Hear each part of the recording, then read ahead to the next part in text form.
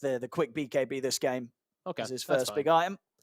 Sometimes I see these Shadow Fiend players, they can be a little, a little cocky. They certainly can, yeah. They try to hold it off as long as possible, but yeah. Pure's being sensible versus like Mystic Flare and whatnot. So Dakalis, heavy damage here from the nukes. He will not get away with stepping into Entity's jungle. Overall, Entity, as a team, they're building the lead, 2K ahead. And of course, Pure just insanely fun. 8K net worth here, 13 minutes in. I mean, he had a great start. There was no pressure being applied on that top lane. He cleans up a few kills against Limitless as Beastmaster. He's just had smooth sailing.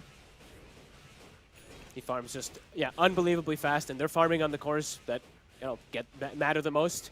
That Death Prep and Shadow Fiend for now. Visage is on some catch-up kind of recovery system. But Nico Baby, really, every time he shows, they're like running right at him. He showed mid, they stunned him with Nyx Assassin, pushed him out of lane. I believe they saw him bottom for a quick second there somehow. I saw them ping him right away. They should have a solid chance of taking down Toby here top. The smoke straining onto him. Ancient Seal. And they have the burst. They'll take down the DP with Katomi maybe eyeing up opportunities to catch anyone left behind. Further TPs coming in from Entity. Tries to play around with the spike carapace, but won't trip up Weeha. It's going to be fine. Katomi falling very low, but the stick charges are available. And now Entity, they've turned up in their numbers. Alliance, they've got to start considering getting out of her, at least how they're going to be able to do so. We'll see. Trying to turn and take down the Familiars. Weeha will be able to keep his distance from Stormstormer. He'll be fine. Limitless turns up, and there is a roar at the ready if Entity continue to chase, which they won't do so. Meanwhile, with the focus top, Nico Baby gets the space, not only getting the tower, but now having the goal to be able to pick up that Blink Dagger. Yeah, that was big. That sentry wasn't placed beforehand, by the way, the one that's up top. And he knew the Nyx was there in the area. Like, he was just pump faking Dragon Slave. That was really well played by him. I feel like a lot of people would have gotten caught by that Carapace there and probably die. And then the sentry got down and he saw it, so. But either way, nice play. But definitely feeling a bit of that fear when you see the Visage, like the Familiars and everything swarming on top of Lina. You can definitely feel that fear for Weeha. One stun, and they get on top of him and he's dead. Still hanging around here, top. Alliance, they do have backup ready to connect with the smoke up. Blink on Nico, so they should be able to clear out almost anybody they catch with the stun. I mean, this scan's hit, and Entity, they know that Alliance are going to be looking for this sort of move. We'll see if Stormstormer can get far enough away. There's the jump. So we'll get the opening. Mystic Flare to follow up. Still showing some of the damage here, Katomi, trying to do his best to give Stormstormer a chance to escape. And that will be enough. He's able to walk away from the attempt the Alliance make on his life. And his birds I can't believe his birds even get away too. Really well played. Katomi even splitting some damage of the Mystic Flare. Two of them on high ground. And they're ready to try and chase down Alliance. Dakalis trying to run. Look at the right clicks, of course, from Pure. You don't want to stand anywhere near this SF, especially if you're one of the supports on Alliance. Dakalis will manage to live. Alliance doing a good job of getting everybody out of there alive. Nico Baby able to TP away in the trees. Limitless still around. Finally opts for a TP out himself. They will manage to get away. Nobody goes down quite yet on Alliance in that top move. I'm astonished they all got away, to be honest. I thought at least one of the supports would die because you saw that damage. They all go negative armor when they're versus that Shadow Fiend aura. Pure, level 14, 2 levels ahead of his counterpart. Feeling strong with the BKB when he shows up. Will be hard for Alliance to have that sort of surprise jump with the Blink Dagger revealed on the DK in that last attempt. They're likely to have to save the roar in every scenario now for Pure if he's showing up to the fight. Still want to see them look to make moves, though. Gotta be honest. I want to see Aramis and Nico Baby paired up, or Aramis +1 paired up. Just look for these Mystic Flare kills somewhere on the map because they are just getting out-farmed on. They are. This goal difference, it's going up and up. 3K lead now for Entity. And I definitely get more and more concerns for like carry Lina in this game. Like, sure, it can be a decent carry Lina game, especially now that she's found Grove Bow. Best item she could find. But as we mentioned, the Visage, the Nyx, they'll have elements to get on top of her. The Ags is going to come out for that Visage at some point. Yeah, you're just going to have to be so ready to pop that BKB as the Lina. Yeah. Like Weeha, he's got to be on top with his BKB usages. It's not going to be easy. No, and then eventually you're gonna have a gem on him soon too. Once you see the Visage getting closer and closer to Ags, just so she can be protected to the wraparounds. Because, you know, their whole lineup here, Alliance, is very much built around Weehaw Exactly. living, carrying, doing the damage. If they lose Weehaw in a team fight, it's game over. They have to keep the Lina alive. And it's so scary for this Lina versus Nyx. As we keep saying, yeah, the Carapace. One stun. Pure has a Brigand's Blade also finished up with Haste Rune, so he wants to fight. And Dakalis gonna head straight up into the high ground, trying to start some sort of a fight. Look towards Pure, but Pure pots the BKB. Alliance, they've got to run from this SF, as they'll try and get themselves back safely, but already Fishman's in on top of them. The Tombstone dropped down. Weehaw pots the BKB in an attempt to turn. They've got the stun controller onto Limitless. There's 3 dead on Alliance. And it's right next to Roche. Yeah, they're going to move straight into there. They have, you know, insane amounts of damage here with Pure on the SF. It is soup. They didn't even have to use Exorcism for the fight. Oh, man. Yeah, it's incredibly dead. As we see Pure stands his ground. BKBs just charges into everybody, gives the opportunity for the supports to walk up and get free spell casts. Yeah, I mean, it was just a very difficult area for Alliance to try and start the fight. And they still wanted to do exactly that, right, with sort of Dakalis checking out things on the high ground. You know, fighting into this sort of area when Tombstone and such is at the ready, it's not easy for Alliance. They've got to kind of catch an entity from sort of unsuspecting angles. They have to blow someone up before fight starts, really. Like, as soon as like the BKB SF walks up and starts zoning 2 heroes, it's disaster. They have to get the initiation, really, on Alliance, or quickly the fight will turn. Yeah, the Splink Dagger on Katomi's definitely going to make sure that Weehar's got his work cut out. He's got to be so ready for this Nyx Assassin to just throw itself at him. And as you say, he just cannot throw out his Dragon Slaves and Light Strikes without popping a BKB in these team fights. You know, if Katomi sees sort of the arms go up from Weehaw and the potential of a stun coming in, he's going to be Carapace blinking in on top of his teammates. So every play has to be started with BKB from Weehaw. Which is definitely really scary because it feels like he needs the BKB just to stand his ground in the fight. And he just has so much work cut out for him because he needs to also hit Egg. He needs to be the killer. As Pure, we see his next item revealed. He's going to be going Silver Edge for the DK. That would be very nice. Also, the burst damage he's going to get from it's going to be pretty huge. Yeah, he's going to hit so hard. I mean, he already is. And Stormer, the Aghanims is pretty much done. So now he has, he's taking us some time to recover, of course, as this Visage, but now is where his game explodes, where Skywrath, Enchantress, Lina, these 3 heroes in particular, they're just food for the Visage. When he has Eggs. And both teams, of course, having pretty decent push. Overall, though, you would imagine that Entity have the lineup that's going to push that little bit harder, so eventually Alliance will have to react. They have the presence, Aura, so Pure, he's just taking the tier 2 by himself, bottom. They're going to try and smoke up. Keep Pure revealed down bottom, so Alliance might not expect the rest of Entity to be swinging back at them as quickly as they are. Entity, they'll head back over to the jungle. Stormstormer looking to start things. Look towards Aramis. They'll turn with the Ancient Seal and the Roar onto Stormstormer, but they cannot stick around to finish him off as Aramis gets taken out. Limitless tries for the TP, but Pure, he's back over, and with the fear, puts a cancel to the TP out from Limitless as they'll clean up the 2 of them.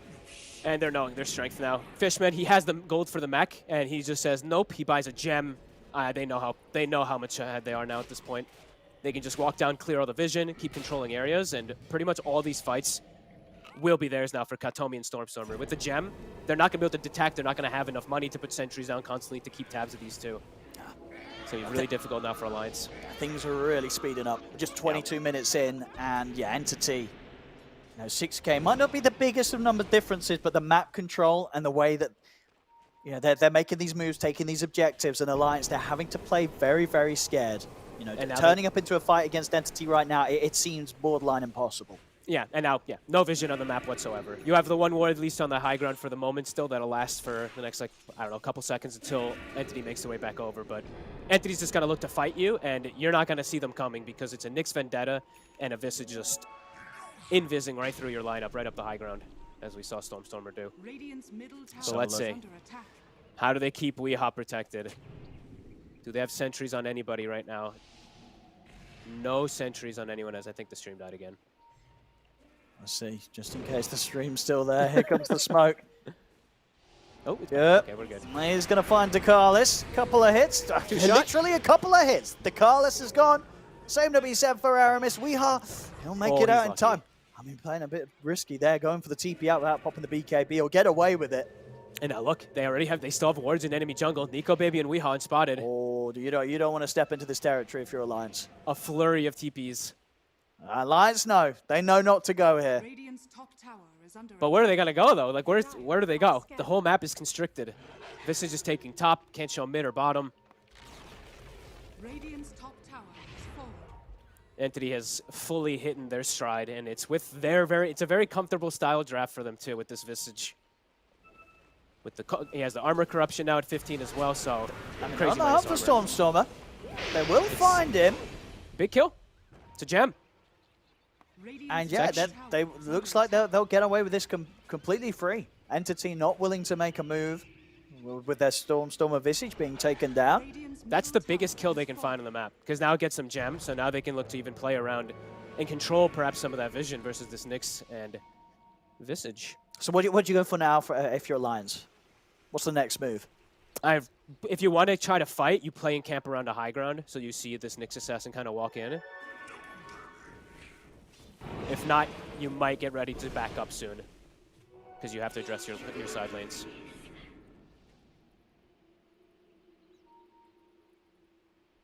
Can't quite sit on it. It looked like they wanted to sit on that ward for a second there, but yeah, the other two lanes pushing in. And now, Pure with the DD might have a position here to wrap around on Alliance. Ooh. Uh-oh. Oh. He's going to maybe get one shot. Oh. Yeah, Next two hit. shots would do it. Oh. He's hesitant about stepping up, though, Pure. One hit. He's got the shard now finished, too, so there's the fear. Yeah, Stormstormer is looking to charge in and play around his vision.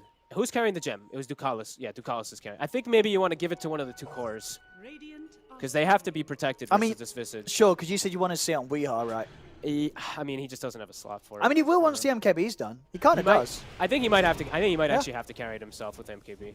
Him or Nico. So one of the cores. I'm scared for Ducalis carrying it because I feel like he can just get two-shotted. Literally. Let's have a look. Alliance having to back up to the high ground. Entity still bringing in the pressure. Yeah, they still can't quite claim a high ground when everyone's alive. And they didn't get to clear any of these big cliff wards. It doesn't matter too much if you see this SF whilst he's invis, if he's taking you down in 2 hits. It's very true. Now they're just pushing in the side lanes. Entity playing the map really smart. Top's going to push naturally, and then bottom is being shoved in. So they're forcing Alliance to perhaps fight them here. Alliance maybe going for a cute little wraparound here. This could catch him by surprise.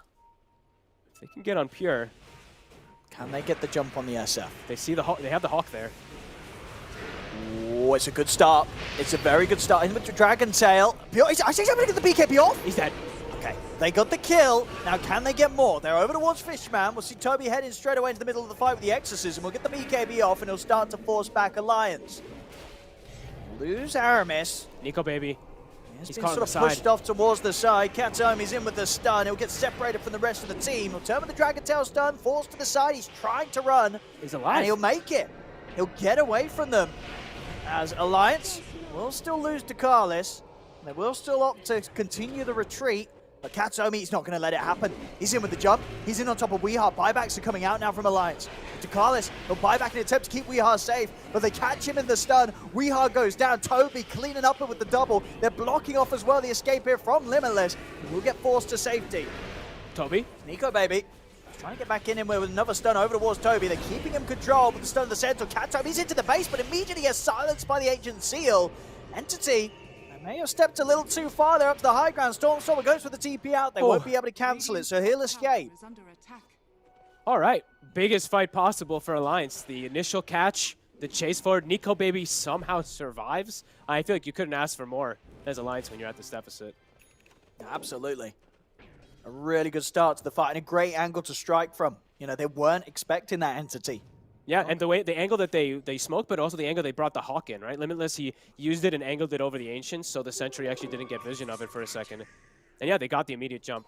Still other things they had to worry about, of course. It's not just, even though Pure is all the way at that top net worth, there is other things Alliance does have to be careful for. Of course, that Visage and that Death Prophet still dealing crazy damage in the fight, but a pretty fortunate fight for Alliance. Ooh, that's DZ on this SF. You might And not want to go near him. up. They're going to drop the tombstone straight away and maybe look for a chance to take this. Or at least take a fight. Early. I mean, Stormstormer's heading up into the triangle. They're going to look to get the fight started. Nico Baby's in with the BKB in with the stun. He's on straight away on top of Pure. The SF eliminated. They'll turn towards Stormstormer. Alliance keeping this triangle held safe and making sure that Entity, they don't get any sort of chance to head into the pit. Now Alliance themselves, they'll take out the tombstone. And I think they'll certainly look to push for this. 2 heroes, the 2 big cores, dead on Entity. An excellent window for Alliance to try for the Roshan. Entity getting a bit sloppy too, like the way they drop Tomb to try to commit for that. They need this, if they're going to walk up high ground, they need to drop Tomb on Cliff or something to get vision to provide it, but they just walk up blindly, not respecting Alliance's burst damage at all.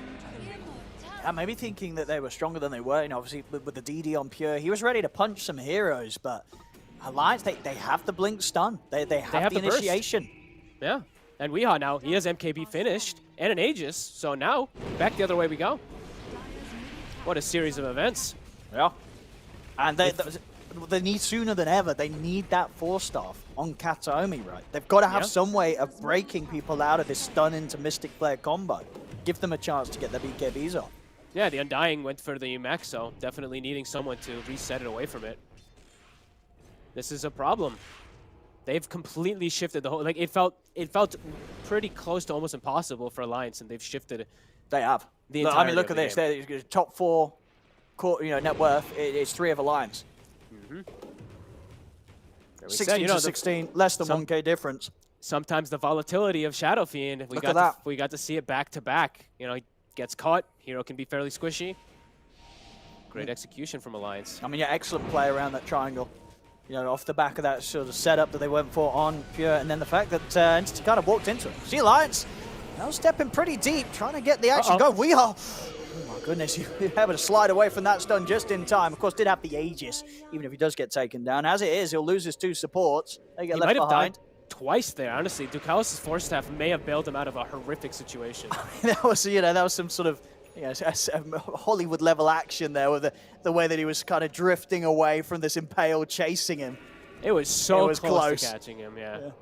Like 50 more projectile speed or something on Nick's stun and it catches him. Now he has a Lincoln, so now versus the Roar and the DK stun, Pure is going to be a bit more protected. Also 20, so he's gotten a big damage boost of 60 damage. We'll see how Weehar's doing after the MKB. 2K gold, I mean, what would you expect he's going to be thinking about next? Does he want to go any defensive route, or is it going to be the DK? That's what I was thinking. Is he going to go AC or DK? I think DK is, so maybe he goes Satanic. Okay, yeah, some sort of tank item. I think his damage is pretty damn good already, so if he'd like to survive a little more, Satanic. If he wants more damage, you just go Daedalus. Or if he wants him to sneak around, perhaps he can still do the Silver Edge and be like kind of sneaky, but we'll see. As now 4-staff also queued up from Fishman. They need the forces. Katomi has his done, so they'll have one way to reset versus the Skywrath. And, you know, with Lincolns too, they do have a bit better avenue, but broken up a little bit though, Entity. Well, you do see though how, you know, whilst the last few fights had sort of resulted in the game hitting even on the gold, you know, anytime the passiveness comes back into play, Entity, they do just continue to clean up the map much more efficiently than Alliance. You know, it's already just jumped back up to a 3K lead. Yeah, Pure, I mean, is still an absolute beast of farm. Yeah, it takes him mere seconds to clean a camp. Yeah, it looks like they're actually going multiple Lincolns. I guess that's probably going to be a solution. Maybe even Toby at some point. Hits level 18 now, has the Shard queued up next, but I could see Lincolns on him, Visage and Shadow Fiend versus DK and Beastmaster. Break their initiation. Absolutely, yeah. If they can just sort of buff and protect Pure to the extent that he can BKB and just get right clicks off, they're going to be in a pretty good shape in the team fights. See, Axe done for Nico, baby. Yep, pretty big timing if he's able to hold his ground. A lot tankier, and he did survive in the last situation because he was tanky. This is going to make him even more so. Well, they could certainly look to set up for a play here, Alliance. Aegis for 1 minute, like you said, yeah. Here's the smoke. But these new Lincolns are done. More they're force both done, potential right? as well. Yeah, Even both for, done and Pure. 1 force staff. So And Pure's got the Hurricane, so he himself can slide Oh. around. nice. Well, he can't force himself when he's roared, but yeah. True. He can save another core.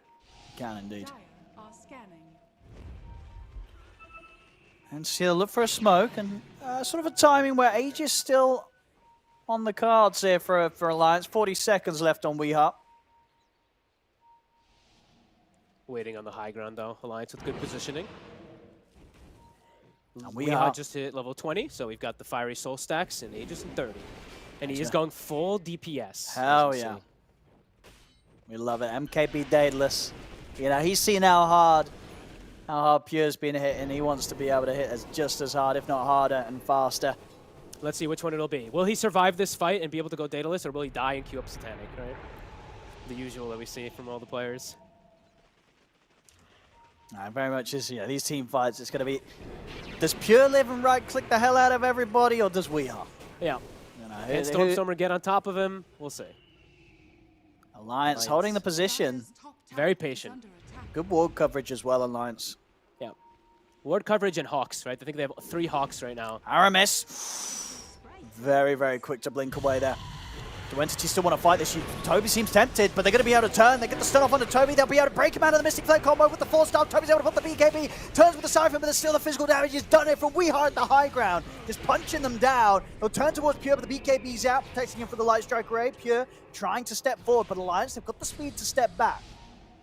Both teams lost their tank. Their frontliners, they're both dead. See if they can all get out here. Oh, Carlos, he will get caught. Quick stun and one swipe there from Pure. And if I'm not mistaken, that was the gem. I think Nico Baby was holding it, right? Yes, it looks like it was recovered by Fishman. Fishman. Fishman? Fishman. That's what it is, but both are correct. Both are right. So yeah, they recover the gem. That's probably the bigger thing. And they get...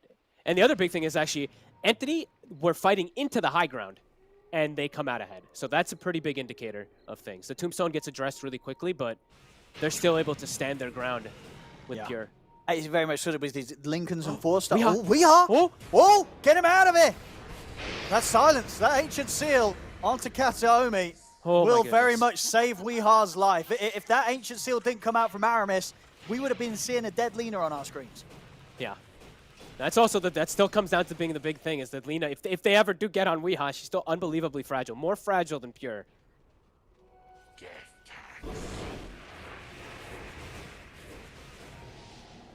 And Pure, it's going to be going for the Arcane Blink, given that chance to jump in, get a quick Requiem off to sort of shake up the fights. It's the everything that it gives you as well too. It's the Requiem instant, but it's also when you hit 25 and you get the Shadow Raise applies attack damage. You have these instant raises that also can apply it. It's really cool, actually. This build has become actually even more interesting in a way.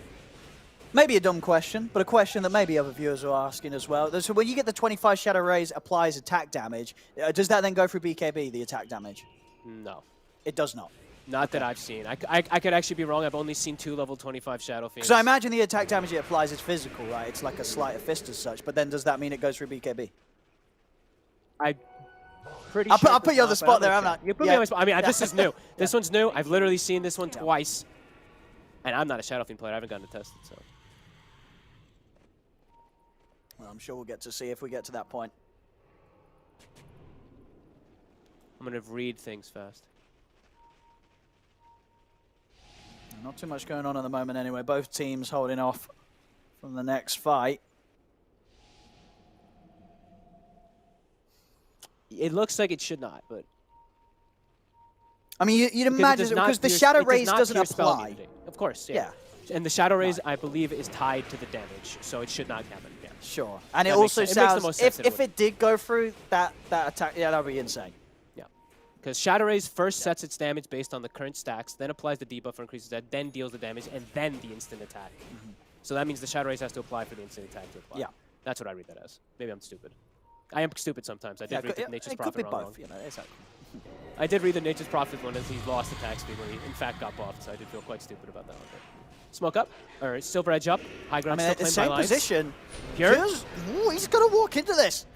They'll force him to the side. That will keep him safe. So again, very much just seeing how Entity have the tools to enable Pure to go for these crazy sort of moves where he just walks up into the high ground and keep him alive. They also know the DK form was popped.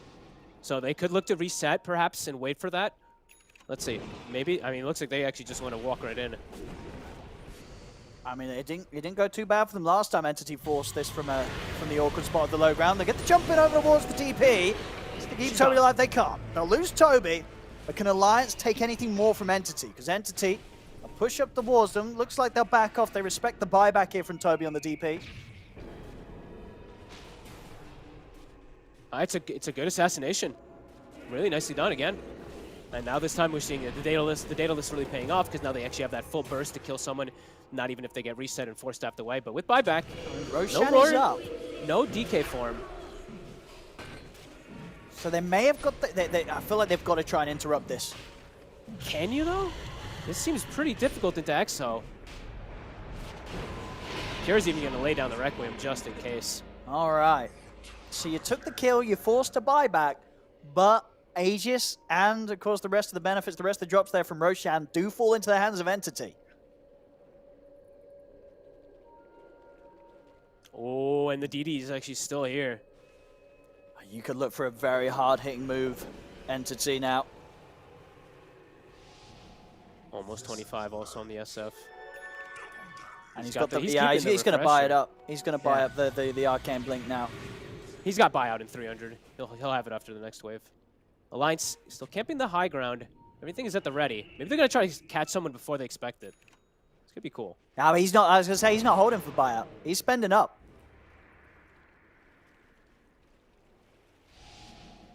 Pure's ready to go. DD. Aegis. Refresher shard in the backpack.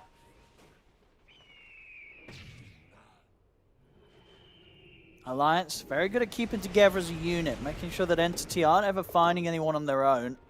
They're looking like honestly one of the cleanest I've seen Alliance in a very long time about playing around these high grounds. Oh yeah, for sure. You know, this sort of important point of the game, they're playing together. You know, something that, yeah, a lot of times in the past, we see them sort of split up, heroes getting caught out. You know, they're very much playing as a unit, making sure that any move that's done, it's done as a complete squad. Yeah, exactly. Like, the biggest thing is no one's getting picked off from, like, a Nyx assassin and a Visage invising around or anything like that. They're always sticking together and ensuring that if anyone does get killed, it's because of a team fight happening. Katomi is looking to set up. I think they saw Nico Baby for a second over here. There's a fireball on the ground. He could carapace if he sees it.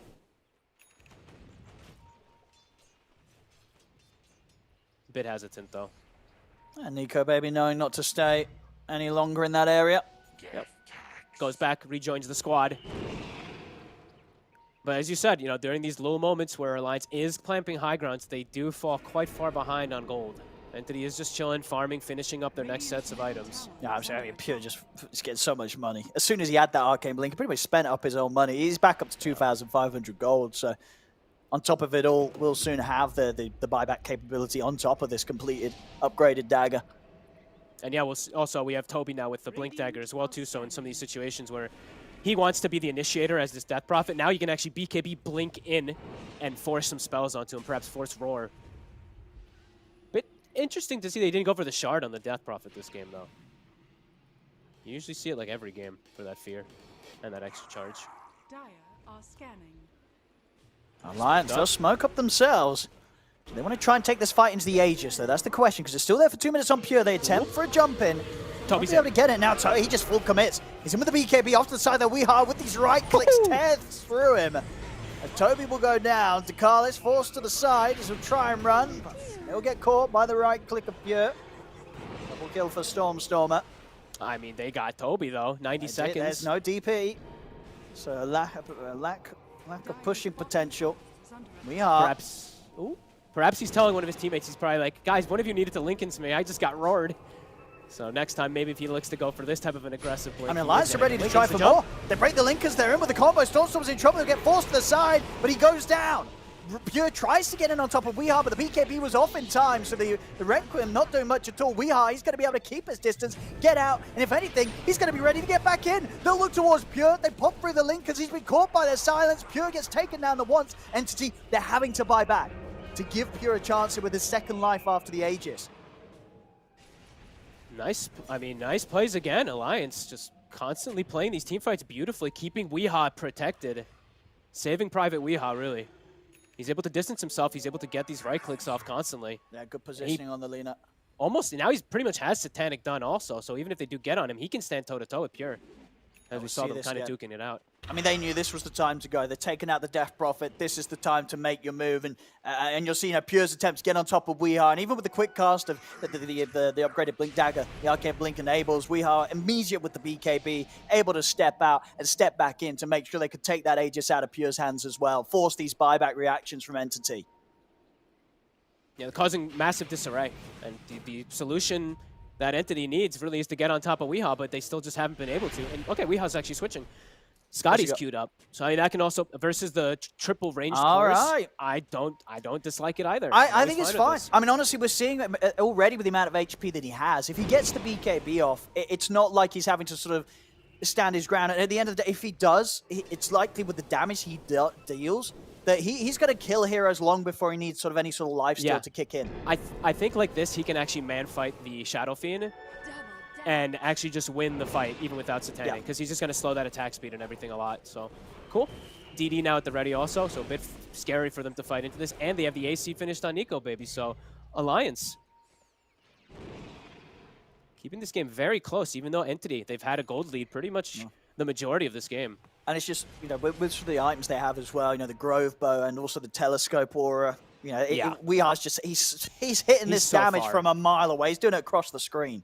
Yeah, that is a really good point. I did not actually notice that they did have Telescope too, so he is able to keep that distance. Stormstormer has hit 25 now. They have an AC of their own to counteract. Still with a 7k lead, but very much having struggles in these team fights. Last time around, having to use those buybacks, that was a fight as well, where they had the Aegis. Alliance still able to come out on top. I feel like we actually are having a mirror from both sides. Look at Pure's next item he picked up. He picked up the Scotty as well too. So they both have a very similar kind of context, it feels like, on both teams, where the DP is the DK and the Shadow Fiend is the Lina. Yeah, no, for sure. And I mean, I hope we get there, but Pure, he's queuing up the Rapier next. But really, for the biggest problem between these two and the way they match up, that despite Pure having the greater amount of gold, Weeha and the Lina, he just has that greater reach, right? He can keep outside of the range of the SF. It's both. He has the greater reach and he also has the greater mobility. Like, look at Pure moving around the map. Even Silver Edged, 380 move speed. Like, he's crawling around. Lina, like, it's a hasted Lina in every team fight. Like, so you have got to. It's crazy. I mean, as you said time and time again, they have to get on top of Weeha. They've got to get us done. There's no other way that Pure's going to get the chance to punch into Weeha. He's going to be slipping around the place. If they don't stop on a Stormstormer though, so this is another bit of a big damage element though. An extra familiar does change things a lot too for Visage. These supports, as we've seen them just die instantly, now they die. Now even maybe an extra one can go down.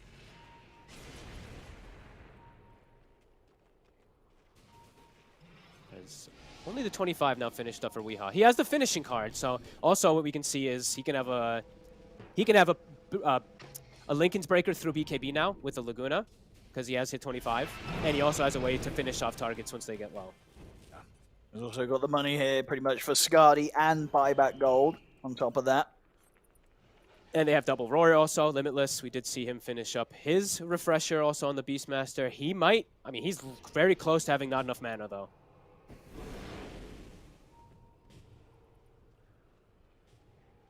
See what happens around the pit. 1 minute until Roshan. This next fight's going to be absurd. We have to watch for the Lincoln's breaks. We have to watch for you got to watch for the buybacks and the buybacks. How many are even left? 3 on the side of Entity, 1 on the side of Alliance. Okay. Obviously, Entity with that outpost will have the easier element of access to get back to the pit if they need to throw second lives in around this. So definitely something that Alliance will have to consider. If they go for a fight around Roshan, they'll almost certainly have to deal with 2 rounds of Entity's cores. And they do have to make sure that the split push is also taken care of. As we see the birds now starting to put some pressure onto bottom. Now we see inch creeps pushing out mid.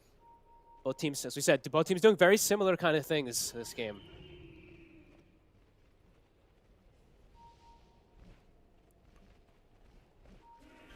Entity though, like it's really similar. Like every time the game goes a little static, a little stable, they get a big net worth lead. But Alliance, it doesn't seem like that net worth matters in these fights. They have what they need. Coming round with the smoke. These sort of angles have caught Entity by surprise before in this game. Yeah, let's see. They have the Hawk flying over. Just like Katsuomi, he's going to be in position to stop it this time. Instant scan. A DD now for Pure again. Full Moon Shard as well in his inventory. And he sells the Hurricane Pike. Okay. I mean, he really needs to get on top of the Lina then. You know, sacrificing, you know, losing out now even more in the attack range war between the two of them. Yeah. No, they'll come in for the Roshan, and Alliance, they've started to drift away a little bit from the pit. It's gone. Pure. They'll be able to grab the Aegis. A second refresher shard now amongst them. And he has full and a second so cheese. It's a essentially full slotted Shadow Fiend when he eats Moonshard and buys his last item. And he's certainly got the money to do so. So now, Alliance, they've got a real test for them now. Can they deal with this Aegis SF? Refresher shard on him, refresher shard on the DP, cheese on the Visage, cheese on the DP. Pretty much two sets of Roshan's benefits that Entity have ready to push and fight with. But if they can keep Weeha alive, if he can keep the distance, maybe he can still do it, because he's done it so many fights in a row. It really is that sort of situation where he may be 16K behind the SF's net worth, but no, absolutely. They keep him alive, Weeha can carry. Oh, Dukalis, this might actually be the first pick off of the game, it feels like. Does get grabbed up dead for 75. Now they got to be a little cautious. Absolutely, yeah. One of the reasons why the kills are as close as they have been, that any sort of engagement, it's been just both teams just bashing heads against each other. So trades have always happened.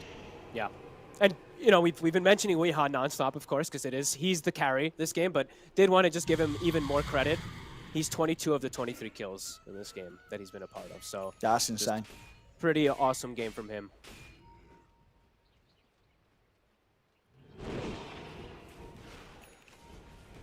And again, even though Entity have this lead and have all these drops from Roshan, they're not rushing down a lane. They're not looking to completely force this. No, they do. They are getting some. I mean, still continue to get some pretty big items. I mean, Stormstormer has 8,000 gold. The Toby has A on disc. They get the jump.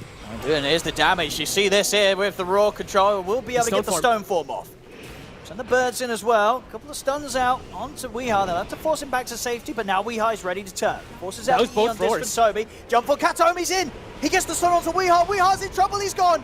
That's what they had to do, and they'll do it there. The buybacks will come out from Alliance, so they can continue to fight back at this. They've lost their racks, though. Weeha's got to be so careful. There's the BKB pop. Stays on top of Pure. The right click's coming in. Pure's gone the once. Weeha now turns towards Stormstormer. They're on top of him, though. The BKB starting to come to an end. Weeha has to keep his distance. Getting himself back towards the fountain. Toby able to blink away as Nico Baby's in on top of them. Tries to turn towards Pure, but he's caught by the spike Carapace. And that's Aramis. Dieback out for 80 seconds. Entity, they get the racks on the top lane, and they're ready to go for more. It's so scary for Weeha. He has no BKB, no buyback. He's stepping up. One stun, and he could just die. He's got to be so cautious. He dies in his game over Pure. He's in with the Requiem. Weeha's off to the side. Immediate buyback from Dukalis. Weeha tries to turn. He's looking towards Pure, but a 4-staff gets Pure outside of the way. The range of Weeha's Lina. Now turning towards Katsuomi, they open up with the Roar, they'll take him out, but the damage, it's been done again. The mid set of racks also cleaned up by Entity. Oh man, it's the way it all kicks up and leads up to it too. They had to actually use, if they had a Roar available, they would maybe be able to do something, but the fact that the double Roar was initially used, this is of course at the start of everything, on this Visage that gets the stone form off, this actually makes it really awkward for them to get into these further catches for Weeha. So it's caused a lot of buybacks from Alliance, and they're not able to get much back out of it at all. Yeah, we see that again. The double roars come out, but he's fine. I guess he got the stone form off mid-animation of the second one. And the vulnerability of the Lina here. Weeha, one jump and he's dead. Immediate buyback, but having to play so careful as he knows he dies in this window where buyback's not available, it could be game over. But despite, the Alliance, they're going to take the risk. They're going to try and push back straight down the mid. They're onto the mid barracks. So see the jump. Pure, he's in with the BKB. Immediate reaction there from Weeha. He knew Pure was going to go for the play. Gets the BKB off in time. They'll force back now. They have to be careful. They have to run. Toby tries to chase down. They'll turn their attention over towards Nico Baby at the side, but Nico Baby's got his own BKB up and ready. Puts the BKB. TP's out. He'll get away. Alliance, they're able to back off. Again and again, gets the BKBs off. Able to reset away from Pure. I'm glad they have the, that takes a lot of confidence though. Like even though they're so far behind, just being able to go and even knock on the doors of Entity's base like that, that's, I got to give them some credit even though they're far behind, that they have like the boldness to kind of do that. Now they have to try to deal with this incoming massive push, all lanes pushing in as well. It's only getting tougher and tougher for Alliance. And there's no BKB for 45 for Weeha. One jump and he dies. One Carapace on a Dragon Slave, he probably dies, anything like this. But Entity, they also don't have their BKB. They'll back it up and wait a moment.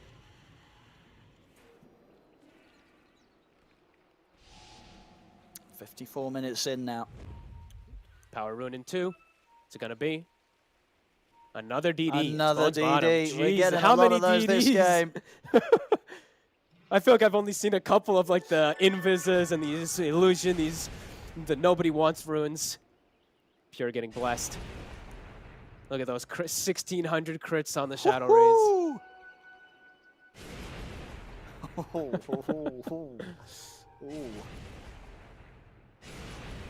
Alliance, they've just got to hold themselves in the base, wait for the inevitable push. I mean, they've had some good smokes this game. Maybe the move that gets them back in is some sort of crazy play outside of the base. Oh, fighting in open territory versus the Visage and Nyx is that's the toughest ask for them. Claiming a high ground perhaps, but fighting in the open field, I wouldn't recommend. Overwhelming blink done.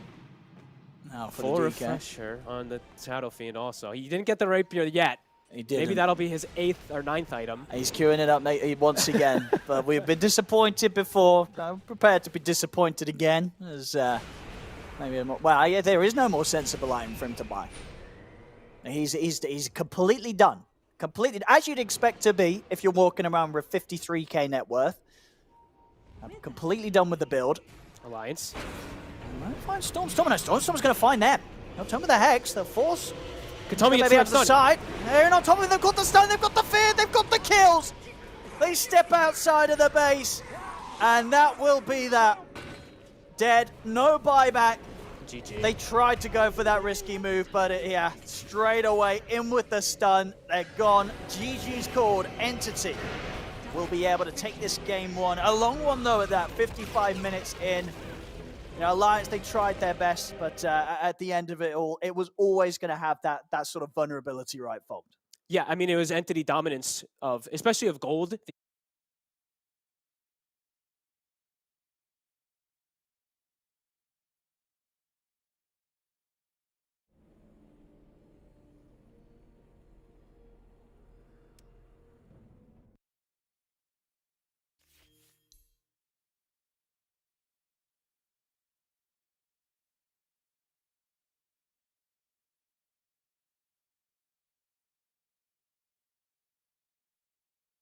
The place where they couldn't get to Weeha. So yeah, look, he was actually highest damage in the game. So I think that says quite a big tale, at least for Alliance. And do you imagine that we're going to see Alliance go for this sort of strategy throughout their other games of sort of having Nico Baby more on like this playmaking, initiating here in the safe lane, and then having Weeha on the carries in the mid?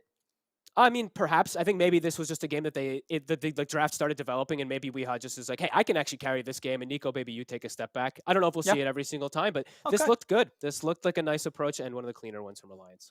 Yeah, able to draw it out to the 55 minutes, but indeed overall Pure, just unstoppable, 72-6, and all the money in the world on this SF. Insanely farmed here in this performance. As Entity will take game one of the best of three. Don't go anywhere, ladies and gentlemen. We'll be right back after this break for game two of Alliance versus Entity.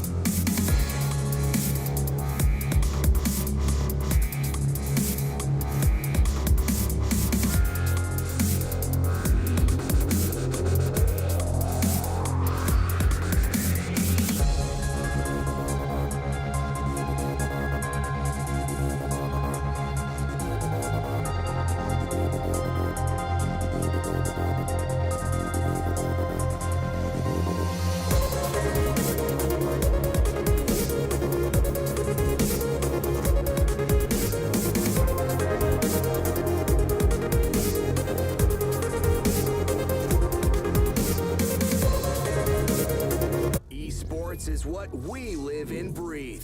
For us, it's more than a game. It's a reality where a group of letters can mean everything. Where runes are collected and Aegis can only be won in battle. Where centaurs can give you a ride. Where the true heroes are those in front of the screen. GG Bet. This is real.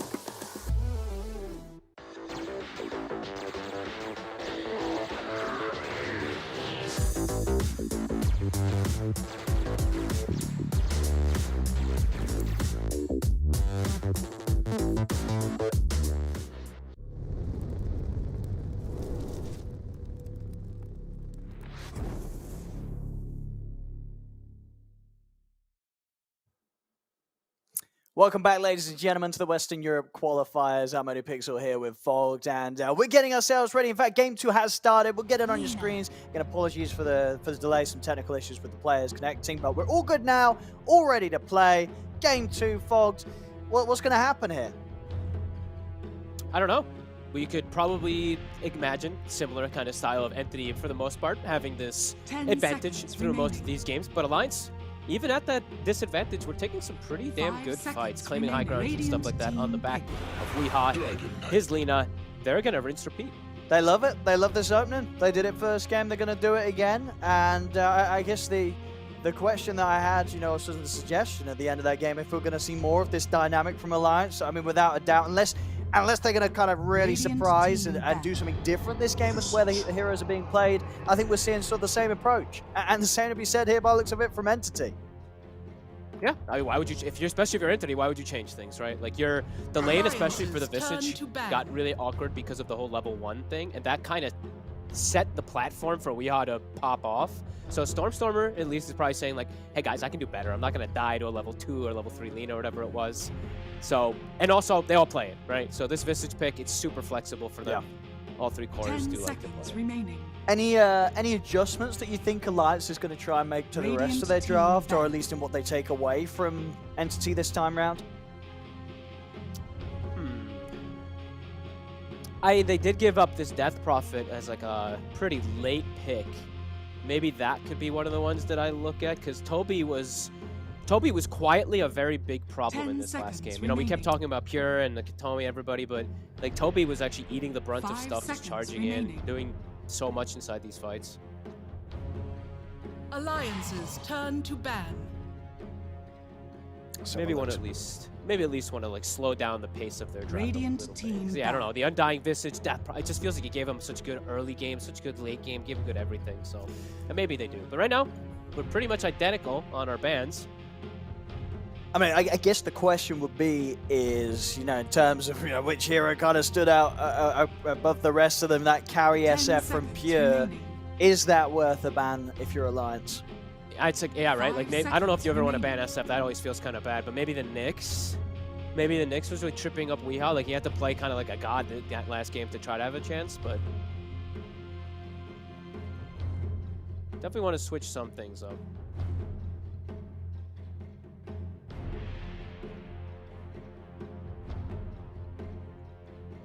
I see. Entity considering if they maybe want to change the direction here with this ban. Maybe the bat. Nope. Same ban. Right, now all Alliance. three identical, right? So we had Primal Marcy, then we had Batrider Void Morphling. Yep. And then on the other side, it's... Yeah. Is it actually exactly the same? Yep. Everything on your screen is exactly the same. 10 seconds remaining. Right? Yep. Okay, so what's coming next? Tell me. It's Nick Skyrath, right? Alliance so let's see what the adjustment is. They are actually banning the SF. They will. Wow. All right, there you go. I mean, okay. I think so. After that game, when he just got completely out of hand, especially if you are going to go for a very similar draft, right? You clearly didn't have the tools to shut down the SS farming that game, so you don't want to go against it again. I mean, sure. Yeah, they're gonna go down the same route then. They're doing the same. I guess. So what's Pure's replacement? Does you get? I mean, he's played a lot of different heroes, but he probably wants one of these range carries if he's playing with Undying. I gotta agree with you though that the choice to ban the SF rather than the Nyx assassin 10 seconds remaining. does seem a little disrespectful for what the Nyx was able to do against you. Those little stuns and spike carapaces is huge, and And again, against these 3 heroes, I don't see why you wouldn't pick it unless you just want to be different on Yeah. Entity. Katomi's maybe like, ooh, Sven's open, guys. You know, That is true. That That's was the what other was left ban, I in. think. That was You're the one that was absolutely banned. right. Do they value their, being able to play the Sven support more than just the straight up Radiant strength team that Nyx Assassin has against these heroes? Nope, No, the Nyx was they'll too go with the good. Nyx again. I don't know. I guess, yeah, Alliance really saying, we don't care. We don't care about the Nyx, even though they play these heroes that, especially if they put, again, just so many eggs in the basket of We Hard carrying as this Lina, leaving that Nyx in again, 10 it seconds could come back remaining. to haunt them. Yeah, I think Weeha, honestly, a couple of these fights was very 5 fortunate to not seconds get, like, remaining. clipped. I mean, sure, he did play incredibly well. He was He very did. wary He of the did. Nyx Assassin, but, like, some of these, like, even, like, a little Carapace hits a Dragon Slave, and you're just dead. Like, he just gets caught by anything, so It's so always a risky. risk. And let's see what Entity goes for. What's their Alliance's next kind turn of to pick. weird carry? And it's got... I mean, hey, there you go. You can't say Alliance was wrong with that last ban Tinker last game. They And you knew can- this was coming. They knew this was coming. You can definitely see a reasoning as to why they would want it to, with the way that they can spread out across the map, as we saw with the Nyx Visage.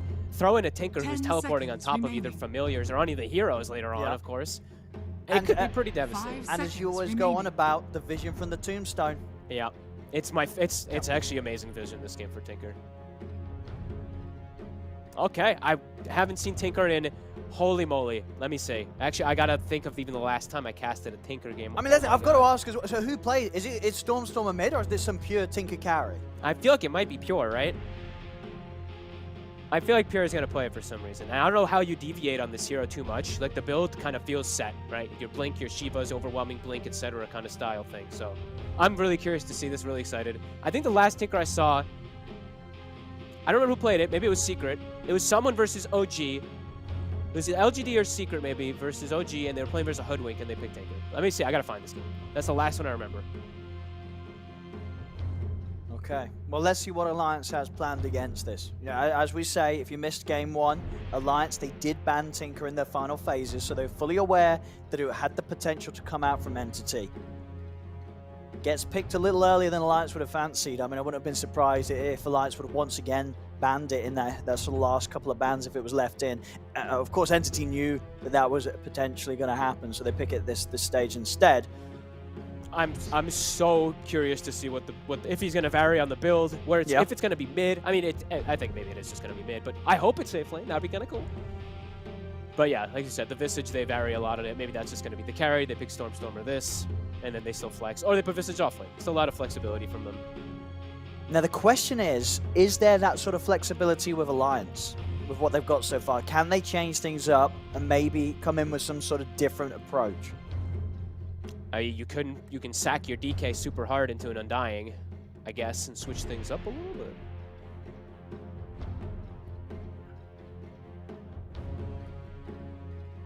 They're really running low on Radiant time. team ban. Omni Knight. This is their answer to the Tinker. I do not like that answer. I actually was gonna say Clockwork. You want to see something more aggressive rather I than want to catch, defensive? catch or vision, something for this Tinker, a traditional old school kind of thing. Like, I was thinking even maybe some like Spirit, seconds something, like remaining. someone that's gonna hunt this. Right now, this looks like it could just be a free Tinker where he's just chilling on 5 sides. seconds remaining. Fun interaction. This is one of the ones I always like to point out because it's really stupid. But Omni Knight versus Undying. Each individual Alliance's zombie turn counts to as a ban. debuff. So if you Heavenly Grace someone with like 8 zombies on them, they get 8 stacks of the Heavenly Grace. Very absurd, very random kind of thing, but just a funny thing to point out. Okay, I mean, yeah, we'll see. I don't know. I'm not really sold on the Omni. I think they're gonna have some catching 10 Tinker issues, seconds perhaps, remaining. but let's see what the idea behind it is. 5 seconds remaining. I mean, I imagine as well, if Alliance go the same Radiant route with team ban. what Core's playing, DK and Lina, there's nothing to really say. Don't go with the Beastmaster again, right? It's going to have that sort of catch as your last pick. It's got to get banned or taken, I think.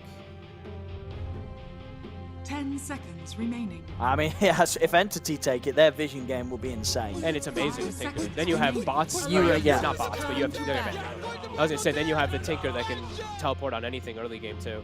But yeah, they'll just kick it out. And yeah, I feel like it's very limited for Alliance. I'm really trying to find another hero to catch because I Well, really feel like I think if you're looking for catch and you're looking for combos, it's going to be Mars. 10 seconds. You know, he's pretty good at remaining. finding Tinker in the trees. it's okay. I want someone that I like when I You want something 5 more seconds instant, more sort of remaining. targeted. someone that can just like these coasting around tree lines. You know what I mean? Like these or someone that just gives a vision. Like these the reason why Zeus was a counter to Tinker for a long time, right? It's just so you see him clockwork, you rock it, and you get this vision to get on him and stuff like that. But yeah, I don't know. Actually, I'm not sure what the Radiant options team are pick. at the moment. And they're ban Troll. So assuming that the Tinker will be Stormer probably, and the Visage to be offlane. Yeah, the more standard. And Troll's been kind of the counter pick to Omni Knight since ESL and for a while, the Ags build. 10 see. seconds remaining. See if this last picks gives a bit more clarity on what way 5 round seconds Entity want to remaining. play their cause. They used to do Lesh a lot too, even versus like Omni Knight in particular. They used to like having these. Oh, actually, that was versus Razor. They liked having the mixed damage a lot of times, so they wouldn't have to worry about GA or about static link, I guess, in that regard. I'll be down for them to go for something nasty and global. What about a nice Spectre to finish things up? Bit of You old think school Spectre? Spectre Tinker. I guess it doesn't really fit the pace that we know that Entity like to play. Even though Yeah, I don't last know why game it did go feels like 50 a- minutes long. It did go Alliance's 50 turn minutes. to pick. They'll get the Alchemist to farm with. There's some nice heroes to give some Aghanims to, if you'd like to eventually. All right, final pick for Alliance. What do they got? You'd imagine it's Limitless's hero unless they change 10 something with the way they seconds play remaining. this draft. And they are going to change it. They're going to change the way they play. They'll get Nico Baby Slark as the last pick, something that was respected and banned by Entity in Game 1. And indeed, Limitless, he'll be taking the DK to the offlane. Something that you feel he might not have an easy time with.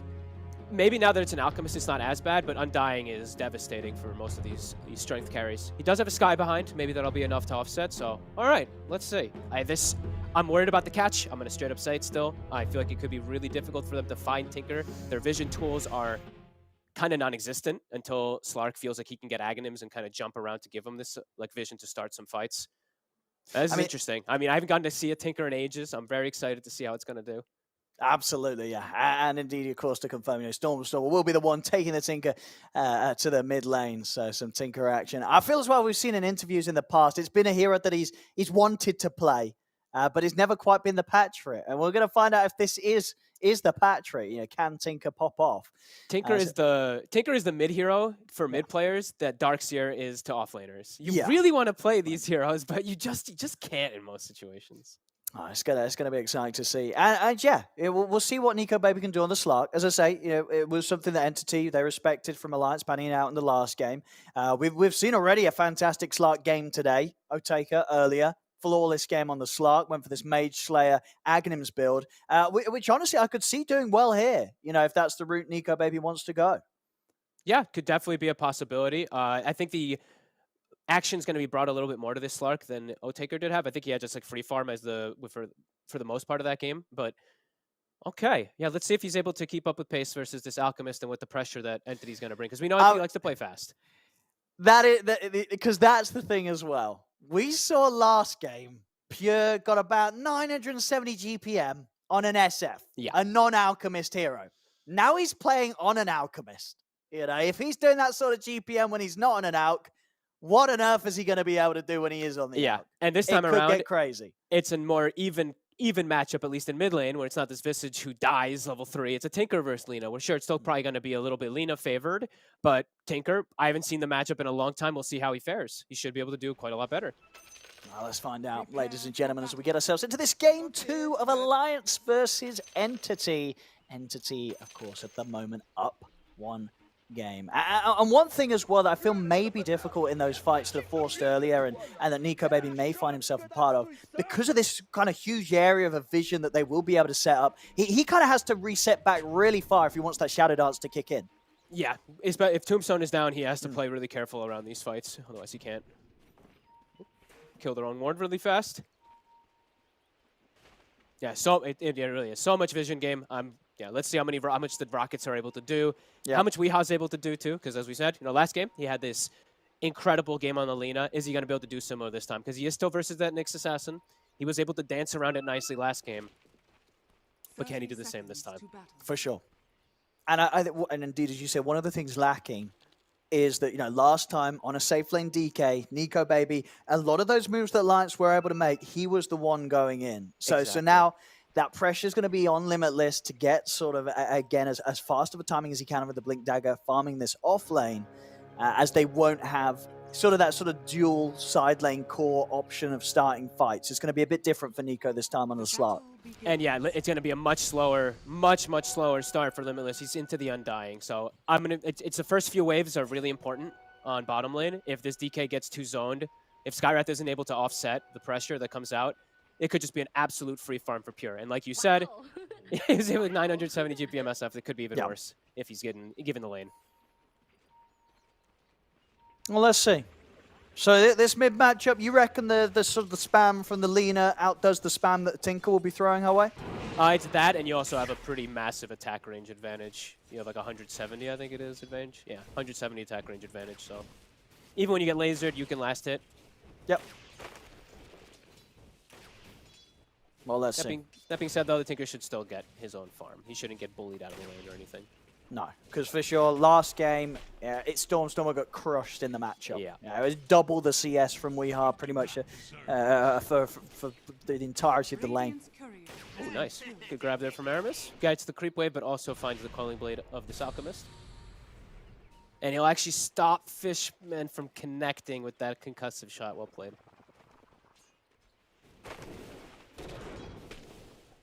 Well, let's see up top. I mean, for Nico Baby, how easy of a lane is this for him to farm in? He has the Omni Knight. Ducalis might die for the pressure, but he should be able to keep Slark healthy. It's kind of the whole job of the Omni is to eat the nukes, keep those heals going on Nico Baby.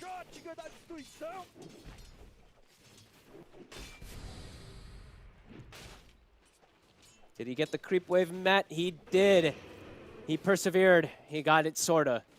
Yeah, he gets a couple. It's pretty good. I mean, he got the range creep. He got the important one, so he's going to be able to drag this wave now probably back to his Alchemist as well, and Pure's going to be very happy.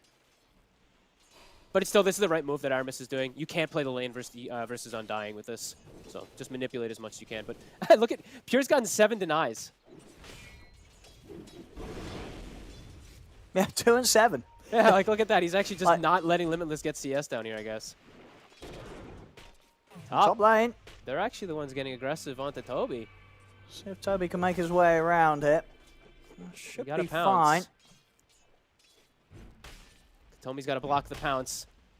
He's doing a good job of it. He's doing a pretty good job, but Toby's still getting ran down by Ducalis. He's so slow.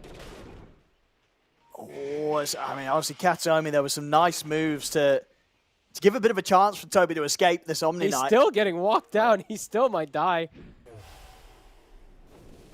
Can he deny to suicide? Oh, he's going to be able to do it. Oh, Ducalis couldn't quite time the last hit there. So a deny to the neutrals for Toby. But a great, I mean, they forced the Visage completely the hell out of there. Nico Baby's getting free farm, so he's happy. But yeah, Pure, he's also getting that uncontested free farm as now the lane is kind of becoming a real lane with Fishman versus Limitless. Nice harass from Aramis. He's prepared with the stick on Pure. Ooh. In mid lane too, seeing Weehaw being able to bully a little bit here. Gets the both water runes, I believe, yeah. And able to actually pressure Stormstormer away. Yeah, playing with that range advantage. Yeah, it's a big deal.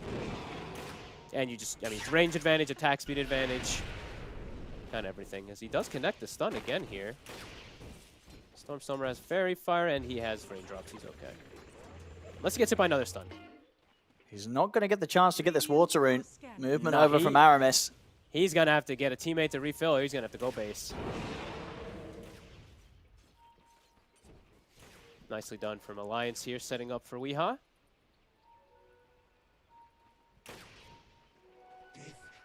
Someone's going to have to help out Stormstormer a little. They have 2 lanes that are going a bit rough at the moment. Top Toby's getting dove again. He's only level 2. It's a level 4 Slark. Katomi will come back over. This is a tremendously large wave.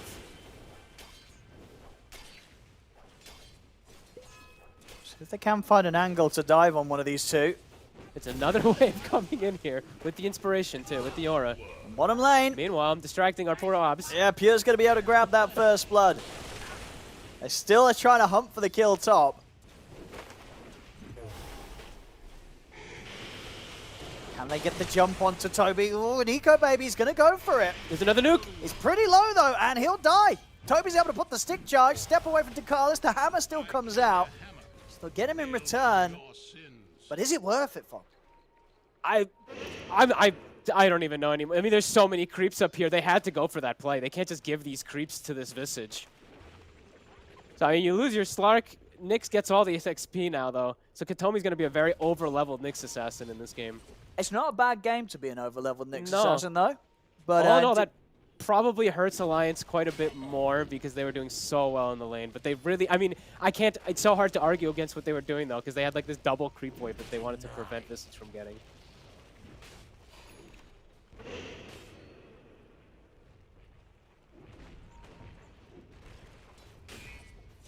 And still, even with that death, yeah, very good farm on Nico Baby. Yeah. Runes now. Looks like it's being checked out. Katomi and Fishman looking to help out mid. All three. On both sides. It'll be bottom. It's a good one, too. Fishman. Oh, yeah, we could look to clean up this kill. It'll drop the tombstone. It's a good placement for it. Is he going to walk up and try to finish it? I don't know. He's probably like, oh, someone could be here. I'm a little he's low. a little bit low. Aramis is going to be the one to go for it, though. Yeah, he'll take the risk. Oh, looks like... Nah, just a bounty. All right. Doesn't want to stick around and try and tackle the zombies. Yeah, it looks like during this also we see... have to rewatch a couple spam missiles. Katomi actually walked through his own jungle and placed a defensive ward behind Tinker as we watch top really quick. So he's trying to protect the jungle and Stormstormer from any rotations. But it was spotted. There was already a deep place ward from Alliance.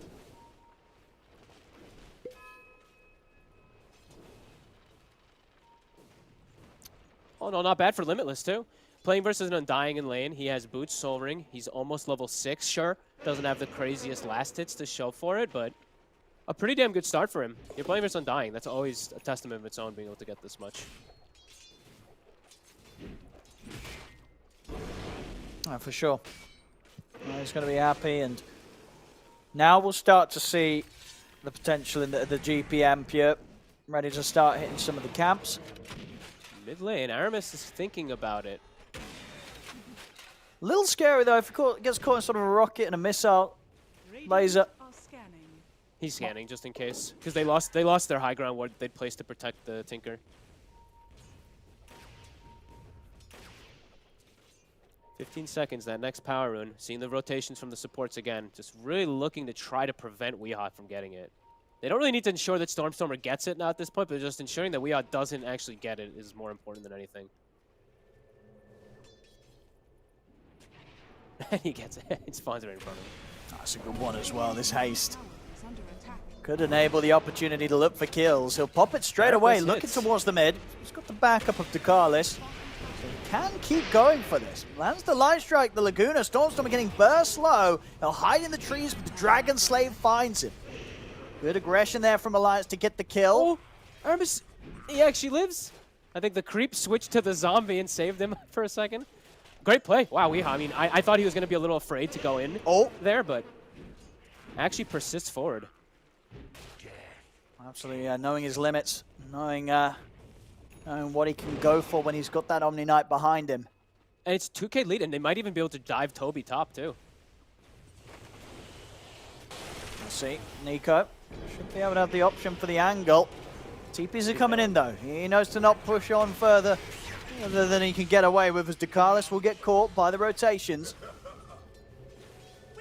Really solid early game, though. I really like the way that they didn't really need to help Nico Baby after the start, so just sitting on the top rune. Same thing for bottom. Limitless having somehow able to reset the lane positioning constantly. They just were able to really just make sure Weehaw got every power rune or was able to bully a lot, so yeah, really nice. And Weehaw this time around looks like he might actually go for the Spellcaster build because he has the Slark as his carry. Yeah. He doesn't need to be that carry this game. Sure, he has a Falcon Blade, so maybe it's still up in the air, but he's got the Arcane Boots queued up, and that's usually in the lens. It's usually the indicator. Absolutely, yeah, I think exactly that. Yeah, with Nico Baby this time on our sort of scaling right-click carry. This is the route to go. And we've seen it to great success, right? That game earlier from Supreme on the Lina with the Spellcaster build, it just shows that you very much carry the game still. I have the potential to when you go this route. Yeah, no, I completely agree. I think this is also the Tinker Hunter. Maybe that's how also he wants to be. He's like, okay, we don't have the craziest ones, but I can actually be that Tinker Hunter myself. Because he can eventually get the Aghanims on the Lina, and then he can just coast into the trees himself and find the Tinker, perhaps. So I didn't really think about that one until now.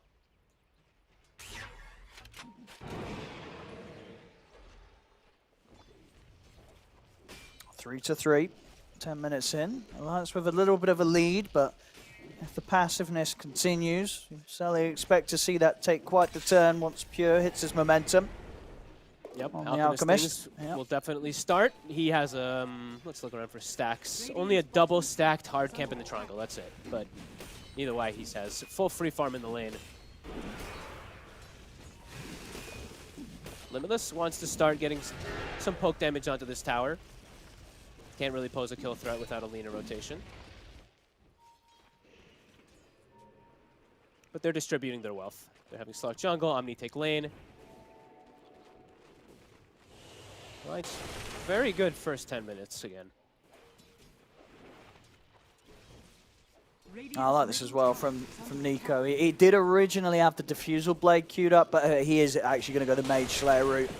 I think it's just a better item. Yeah, Mage Slayer so into the Aghanims. I think that's the way to play. Unless he feels pressured by BKB, but you don't really want to be doing that if you're getting the Mage Slayer first. So, and maybe he goes for Diffusal instead of the Ags. We'll see. We'll see. I think I like this Mage Slayer Ags build because you get this you get the mana regen that you lack with the Mage Slayer. Lets you constantly jump and survive a lot longer than usual.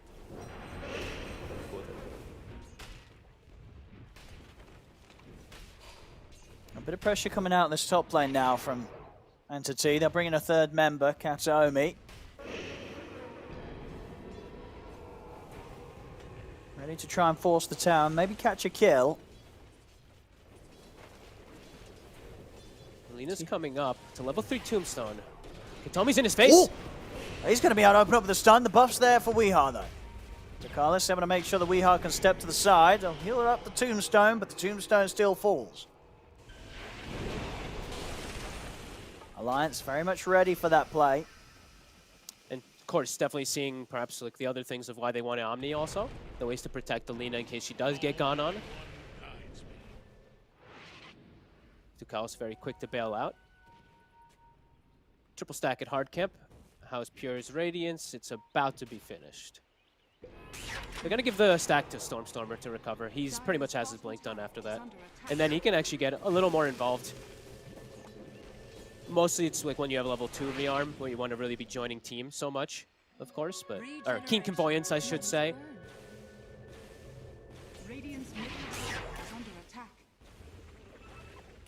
So then he can constantly joining on a familiar or whatnot. Mid lane, they actually get the stun connection. And with the Ancient Seal, that'll set up for the burst to come in. Very quick catch there around the mid. The lens right away coming into play right after Weehaw picks it up. Stunning from the smoke from the tree line. Let's see if they can go for Dakalis top. The Kataomi doesn't want to waste time chasing. They're chasing Pure out, so Katomi wants to stop Aramis. Aramis might just die here for it. That was pretty deep there, trying to put a stop to Pure's farming pattern. A good move, though. Immediately they start beating on mid tower because they see that rotation. They want to try and hold it, but already falling as low as it is. Not going to last much longer. They'll push Alliance back. Scared to commit too much further, though, into the Tinker. Yep, Pure. Radiance is done. Got his stick now, too. So now it's the question of can you ever pressure and slow down this Alchemist? They have to, I think, keep persisting looking for this mid lane. I think that's probably the right play. Then you have easier access into the jungle. See in the mid, Light Strike just catching Fishman there, Weeha, no messing around. Laguna Blade to seal the deal, turns towards the tower. They'll be able to get the deny in. Able to take that away from them at the least. Yeah, and we're seeing with Weeha's build as well. Also wanting to make sure he has that setup, getting the Yules next after the Ether Lens. He will be ready to move around, make those plays, and indeed get that setup and catch on the Tinker. So Storm will have to be very careful if he does turn up. Yeah, this could just be even like a blink Yules, something like that, and he's literally going to be the one to just, if he catches Tinker, the Tinker's dead in a Yules every single time, so. Cool. Things working out really nicely for them. The cores looking good. They're keeping Stormer down. So Katsuomi finding Aramis. Vision as well with the Familiars to set up for a few rounds of rockets. See them heal up with the Grace, and with the infused range drop kicking back in, he'll be able to walk out alive, Aramis. It's similar from the last game. The way Alliance is playing as this like team group up unit. Look, again, they're 4 heroes together. Aramis still sticking around with 200 HP to look to go back in. And they'll get the jump. Straight away with the Blink Dagger, immediately on top of Fishman. Not the biggest of catches, but it's a quick kill. And it's the Yule's done. So now they have even more forms of catch around the map with Weeha. As Nico Baby, he's had no pressure on him whatsoever after the lane. Now he's just free farming. Alliance. Really bringing it to Entity at the moment. Not really to Pure, but the rest of Entity. I mean, that was, yeah, kind of the case in the last game. Where Pure was just uninterrupted, top farm, top GPM. And that did become quite a bit of a problem. He needs somebody behind him, though. Like, their other 2 cores are criminally far behind. Even the supports, too. Like, the Undying in comparison to his counterparts. Limitless. Spotted. I gotta let it go straight for the DK. Tough place to fight. So that's one of the big ways. Entity, they're still tough. They're still a strong squad when they're grouped up, especially around Tombstone, as you mentioned a million times, the vision and all that they can provide for Tinker. But Alliance, they do get away. They only lose the 1. They'll be able to back up and at least get the farm back on Nico Baby. I mean, and for Pure, when he gets this BKB and Blink done, is he looking to fight, or is it very much just continue to farm and you've at least got that BKB to fall back on if they do try and set up on you? You can start fighting. They can fight, and even if they force little bit of a bad scenario from Alliance, they can get Roche off of it. With Visage, with Alk, with Tombstone, and Undying, they do have the availability to sneak into there. Katomi, Aramis always in the right place. Instantly having that reaction to him showing. Really, I mean, but multiple times now. Even in the last game, the Ancient Seals, it's coming out quick.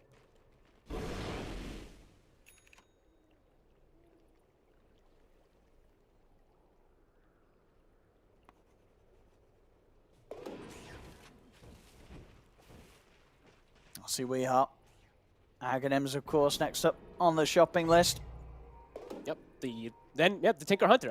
I actually like completely forgot about it a little bit about like hunting in tree lines. It doesn't persist that long, of course. It's only 6 seconds, but it will give him some availability to at least go inside tree lines and find him.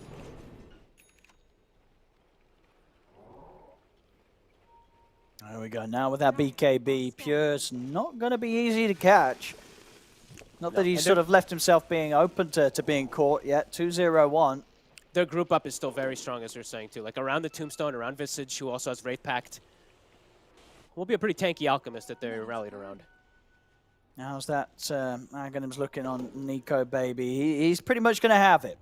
100 gold. Early. It will be there. Now, for Alliance, will they be very interested in looking to fight with that axe picked up? I would hope so, yeah. I think that they definitely should look to fight. Radiant's bottom tower is under attack. Entity's going to come looking for them first, though. Ooh, they're going to be able to get the setup on. Pure is preparing the concoction. He's not going to have anywhere to throw it. Alliance, they had vision. They saw it coming. Super well prepared. It's looking very similar to the way Alliance the way they played as a team. It's just rallying together. They have this vision. Katomi's going to try to break the smoke, but might get caught. I mean, they're in. Limitless is going to look for the jump forward. They'll settle for Fishman. Katsuomi turn with the stun. Pure, he's thinking about fighting this. Throwing the concoction. Nico Baby being careful how he commits on this. They'll turn the stun onto Pure. Pure goes down. They're able to burst through him, not able to put the BKB in time there as Pure falls, and now this will get the opening for Alliance to try and chase for more. Storm able to blink out in time, but Toby getting left behind. He should die here. Nico Baby able to stay on top of him. They only lose the DK. Even still looking to chase more. Nico Baby. There's a lot of stacks built up right now.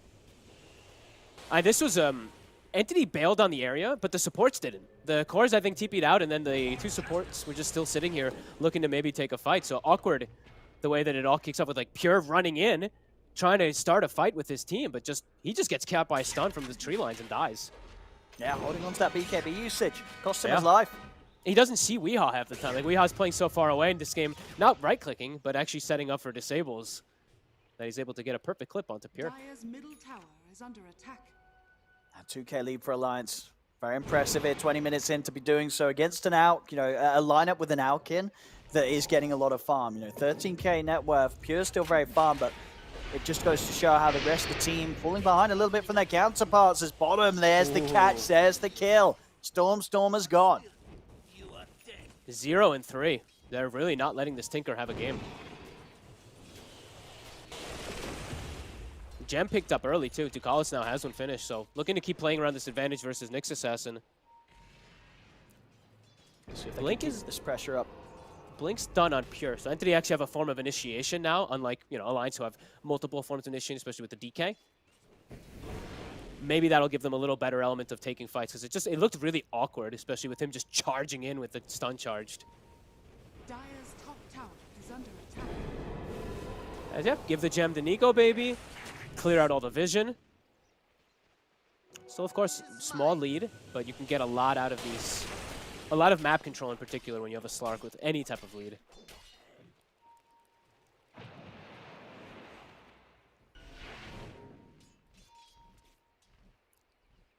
Definitely one of those games where neither team really poses the greatest Roche potential, right? No, Entities does a little better because they have like the Flesh Golem map. And it's better Astray for and sure. Stuff like that. But Alliance, if they have a decent fight and Slark has good stacks, he can easily do similar. So sure, I guess yeah, it needs that sort of situation. yeah, smoke on smoke. Oh, again though, Alliance will have the high ground. Aramis saw it too. And I mean, Nico Baby, he's kind of considering going in. Pure's charged up the stun. He's not going to commit with this though.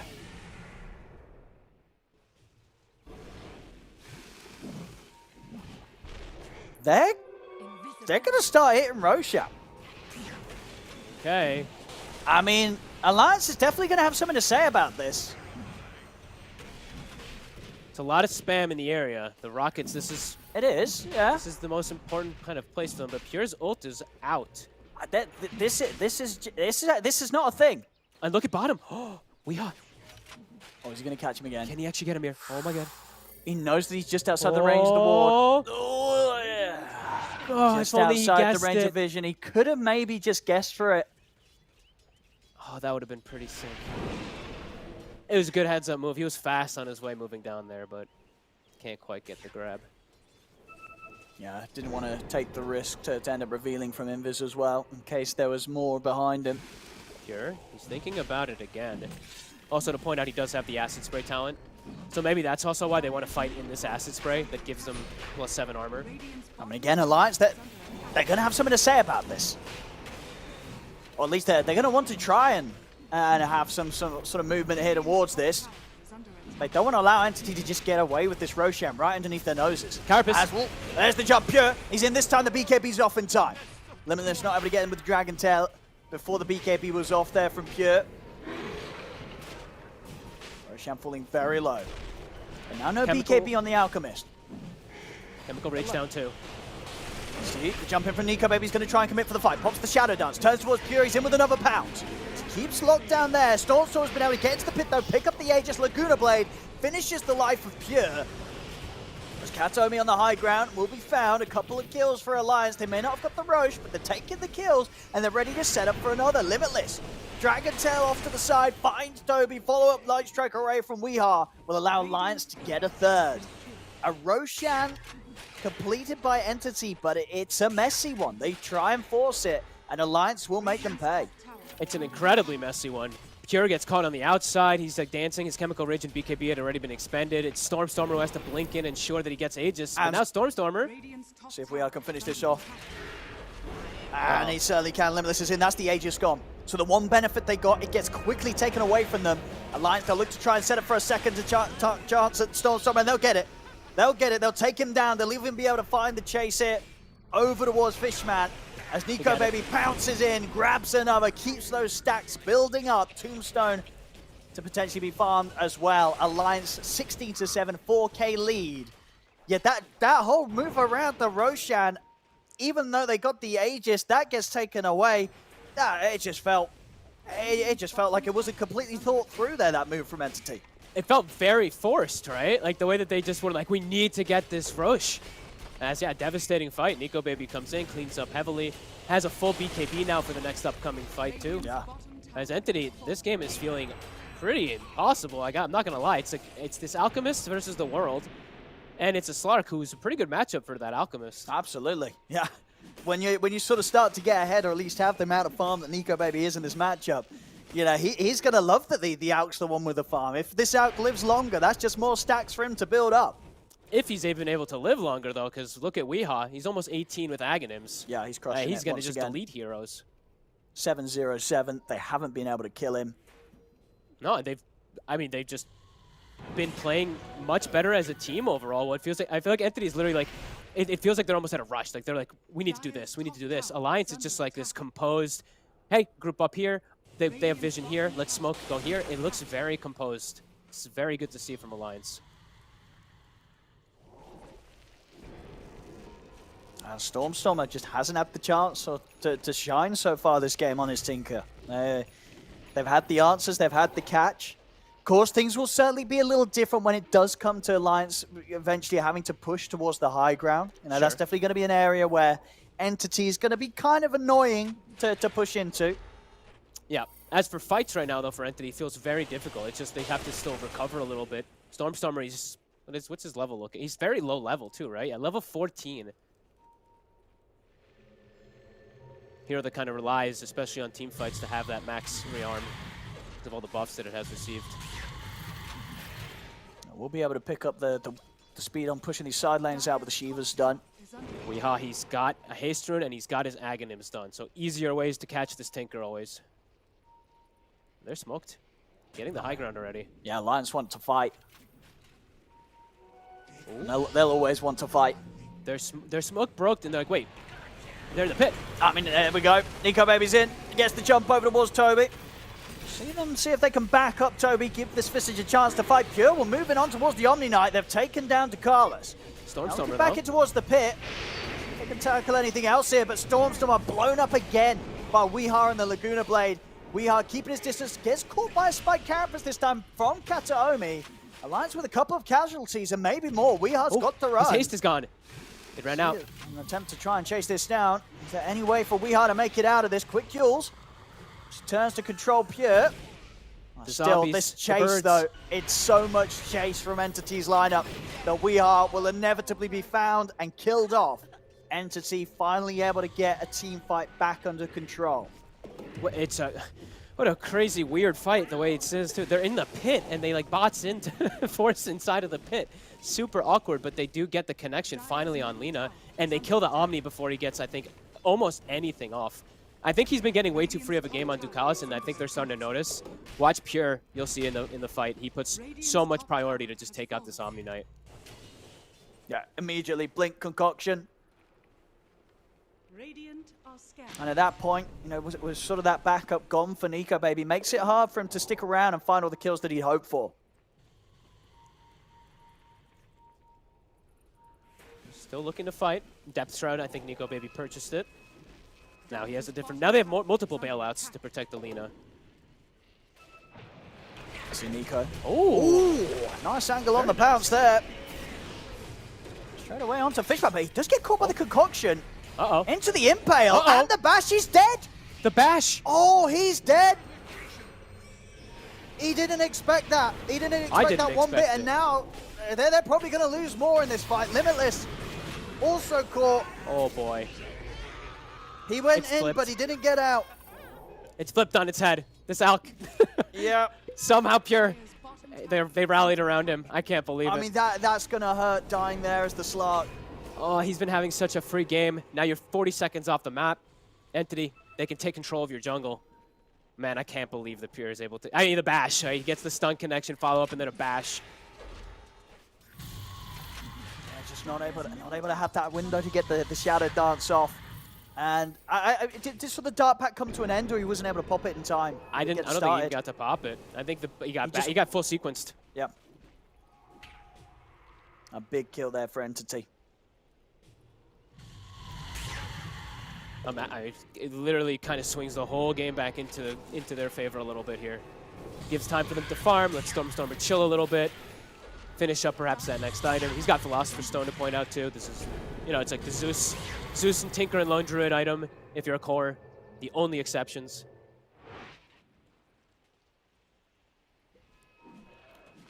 And that was at the back of like pretty big items too. It was like pretty good timings for Alliance. And either way, somehow Entity, just a brute force, able to take the fights. Because that was right after the Lina gets Ags, right after Nico Baby gets Depth Shroud and stuff too. Like, it doesn't matter. He's going to have to be much more careful going for those sort of moves when he's out of range of the saves that Carlos can offer. And in particular now with the Abyssal Blade coming out very soon for Pure. Yeah, they could actually just chain lock him or the Lina down pretty easily with that. And yeah, speaking of Ducalis also, what happened in the last fight was they also lost a gem, I believe it was, on Nico Baby, so he had to actually buy a new one. So smoke up from Entity. Pure's ready to make the jump. Alliance, got to play cautious. He is kind of peaked at this moment for a little bit on Alchemist. is under attack.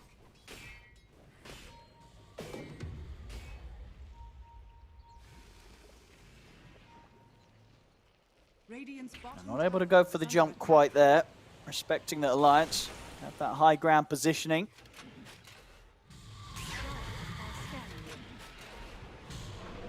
Stormstormer has now hit his level. So he was level 14 compared to the Lina's 18 before those last fights happened. Tinker is now 18, almost 19. So it's tied. So a massive recovery off of that last fight. And now max rearm. And he's going to be so hard to kill with the Shiva's BKB.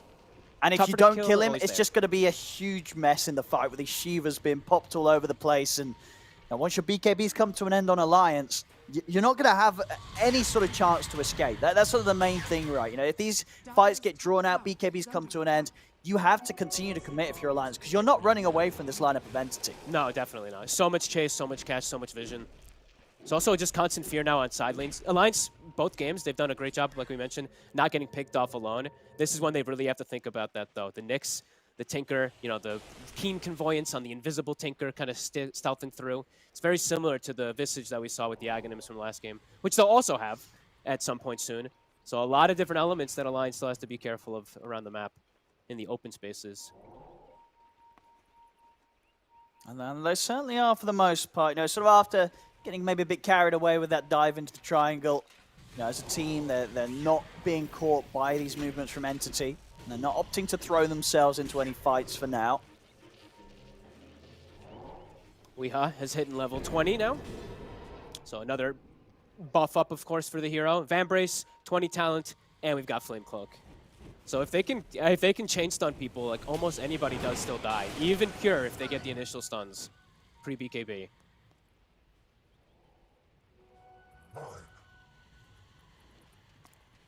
Radiant are scanning. See what there is to be done around this next Roshan. And now I finally get to see this talent as well, too, that we haven't gotten Tinkers, right? So we get to see the new talent that got changed on Tinker as well, which is Defense Matrix grants cooldown reduction.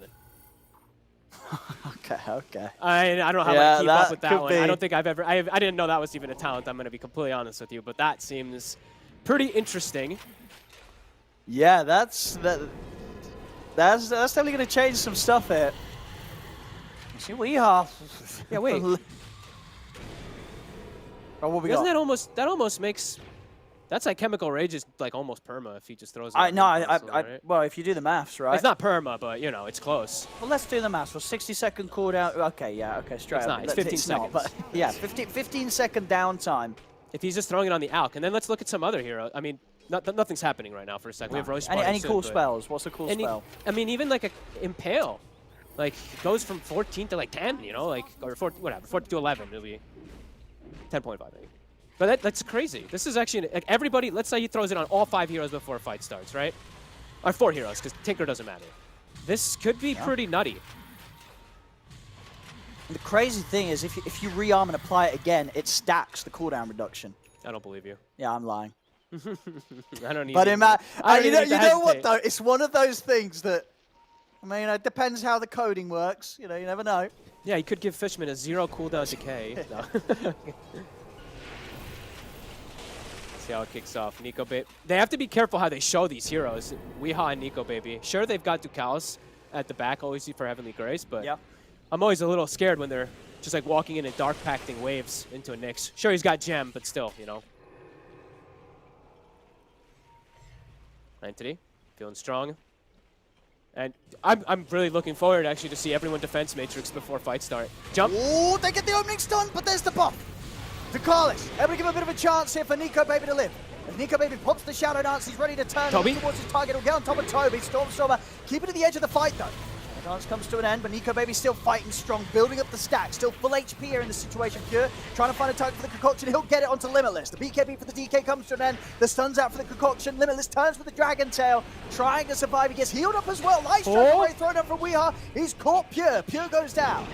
Another turn over towards the Nyx Assassin as well. Maybe more. Toby, he's got the birds, and Stormstorm was considering TPing back in, but the fight already over. And Alliance to come out on top.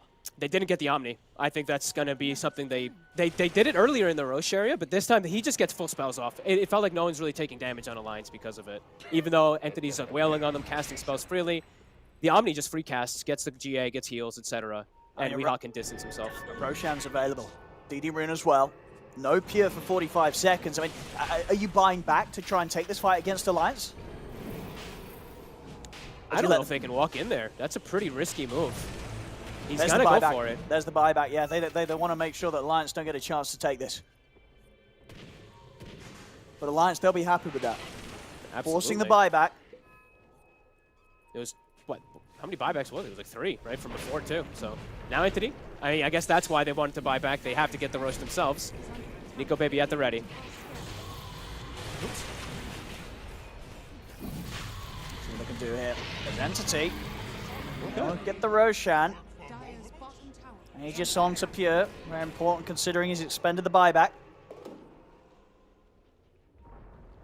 Dire's bottom tower has Alliance fallen. being very afraid to fight into all this.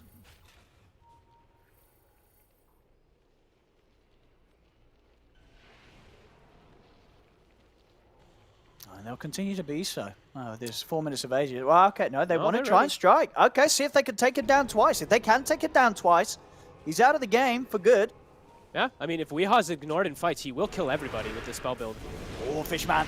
He'll be the one to get caught. Katomi tries to force out to the side. We'll see TP's coming in. Entity, they want to try and take this fight, but Nico Baby's already in with the BKB. Over towards Stormstormer. Stormstormer pops the BKB. He's able to get the rearm and the blink up to the high ground off. Separate himself here from Alliance.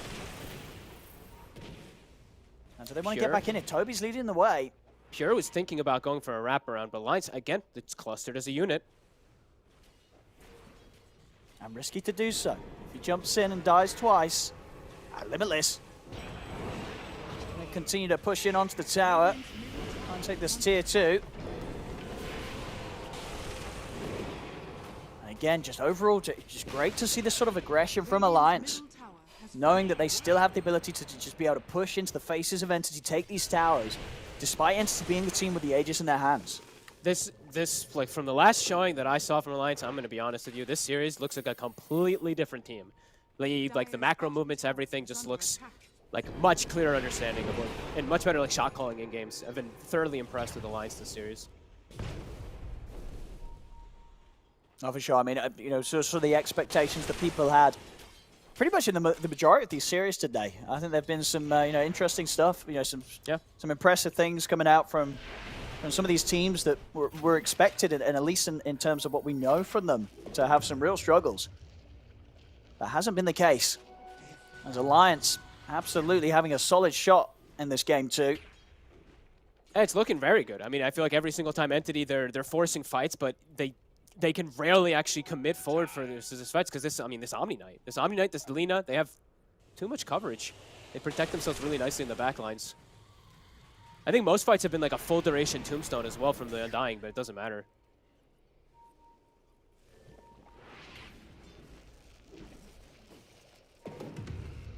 Two minutes left.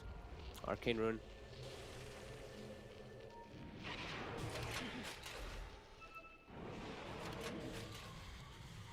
Tell you what as well, though, and worth mentioning, with that Spell Prism thrown into the mix, that probably does put Pure kind of close to the full uptime on the Chemical Rage, right? That is true. It'll be like 8 seconds, 7 second downtime, something like that. What is it? Nice, Yeah. 9.6 second downtime. So Oh, they're jumping in. look at the jump. See them turn immediately. They'll put the BKB. Nico Baby trying to stay in on the front line, but the BKB gets caught by the Abyssal and the Bash. Pure turns towards him. Nico Baby, again, getting bashed here by the Alchemist. See Pure jump to the side. He's going to look for the squishies first. Gets in on top of Aramis. Stormstormer. Removes the Scarf Mage from the fight. This Tinker needs help, and he needs it now, but the combo's there from Weeha. Lays down the stun, blows him up. The fight will continue, though, as Entity push up to the high ground, get on top of Limitless. Pure turning towards Nico Baby, trying to sort of scare this Slark away. Limitless gets taken out. Pure committing onto Nico Baby. A stun holds back Fishman, but won't catch onto Pure. Nico Baby backing off, but Katomi in with the chase. Jumps forward, gets the catch on the Aramis. Dark Pact just in time to remove the active stun of the Abyssal Blade, allows him to get up to the high ground. But that's 3 dead on Alliance, including 2 diebacks. Jeez, I mean, it's devastation of damage. Even though they, like, Stormstormer, a little bit of a slight overextension with his Blink, the fights are so chaotic for these poor supports. They get their spells off pretty decently, but then it's an Alchemist and this Tinker just blinking and sequencing in their face with the Nyx. That Entity, they dominate this one. Even though they didn't kill Weeha or Slark, they have to both just reset and run away from this aggression of 5 heroes. We see sort of Pure's target focusing there. You know, he's looking towards Nico Baby, then he's like, well, you know what, I'm just going to go for the easier ones. Get over towards Aramis, sort of force Dakalis into this position where he's just completely surrounded on the low ground. And with sort of those 2 core backups gone, it's hard for them to take the fight lines back in the base. Weeha gets chopped up on the high ground. No buyback. He's 2,000 gold short. He's not got spent the money. Lincolns. He bought the Lincolns. Oh, they're going to certainly look to punish If they know this they entity. can end. Oh my god. I mean, they saw him have it. They get the Nico Baby gets caught by the stun on the side. He's also got to be careful. He's got to get back to the fountain. What the fortification and Entity. Oh, he gets the TP out as well. I mean, they'll back off. So Alliance will live another day, but now they've fallen very, very far behind. I mean, what a massive hit, really. And I think it's also attributing to the Arcane Rune, I think, too, right? For Stormstormer. You saw many spells. I was like I'm like, he's getting a lot of spell casts up there, but it had to be that as well. Wow. I mean, just this constant aggression. Like, it's pretty crazy, the spell cast. You see like 10 spells per hero because, honestly, like things that you can't keep track of, this defense matrix and stuff like that. It adds up. His cooldown reduction is crazy. I mean, maybe it's something that other teams might look to be doing too, just hitting this 20, because it really does feel like something that you can't really like notice 100%, but you feel it in team fights. It's like, oh my god, everyone has so many rounds of spells. Nico Baby. He's going to try and start the fight off. Dragon Tail as well as the Mystic Flare thrown down onto Pure, but he's forced to the side. Nico Baby's going to try and commit back in on this. Ooh. BKB just in time to put the Impale of Kataomi. Will the BKB put to use in a way that it won't be able to play aggressively. At the least, though, Entity are forced back.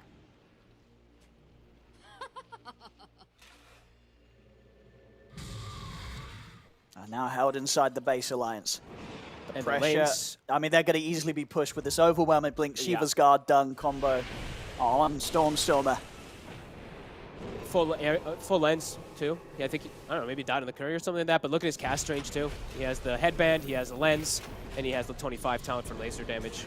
If he's able to distance himself, which he should be able to now with these items, just has to be careful with the overextension Blink, as we saw a little bit in the last one in the Hog Yarn, but what a recovery. He's like Stormstormer. Remember we were saying he was 14 and all the other cores like 17, 18? He's highest level in the game. Pretty crazy. Entity, they're going to be ready to go again. Alliance, they've stepped outside of the base in towards their triangle. Yep, everyone pre-armored before the fight.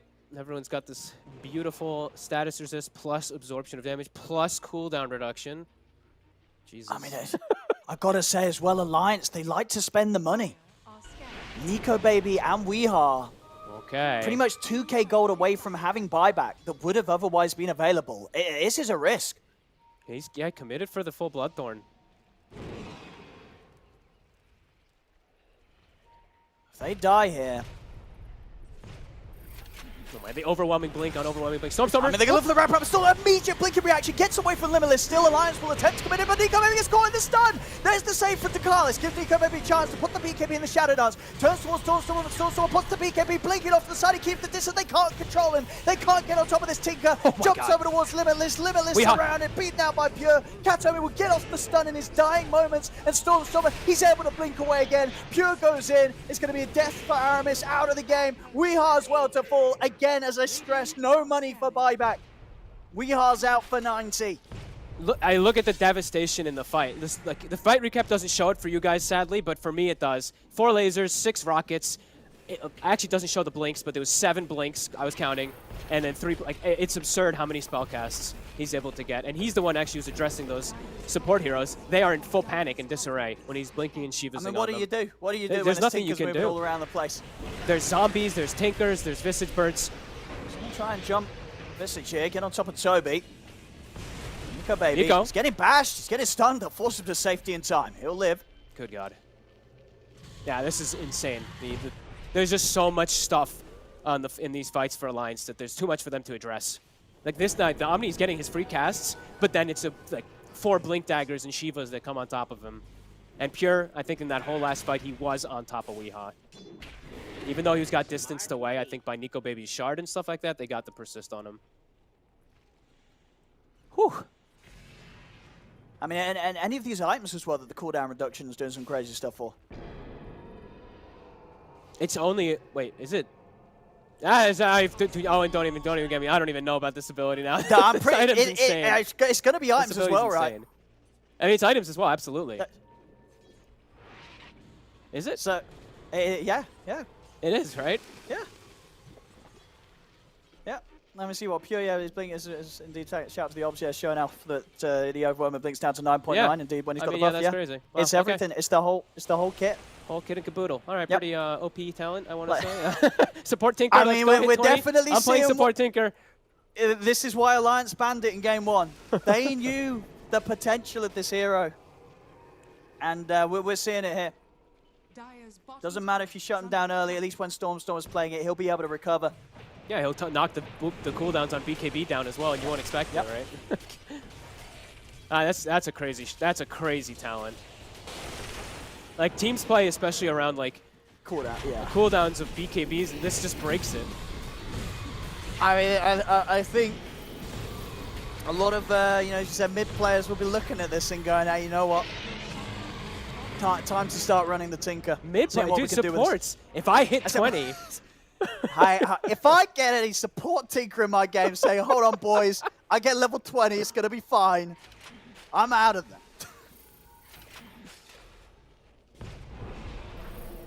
flags. On top of that talent at 25 plus all the cast range.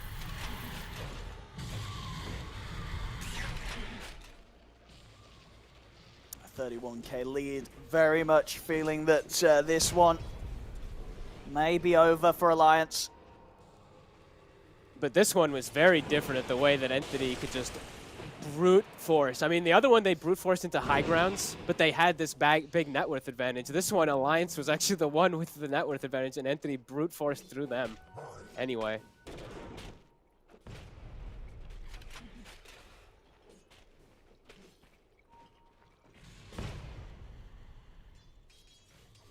Oh, look at this, and he's got Arcane Rune again, and God. Oh, God.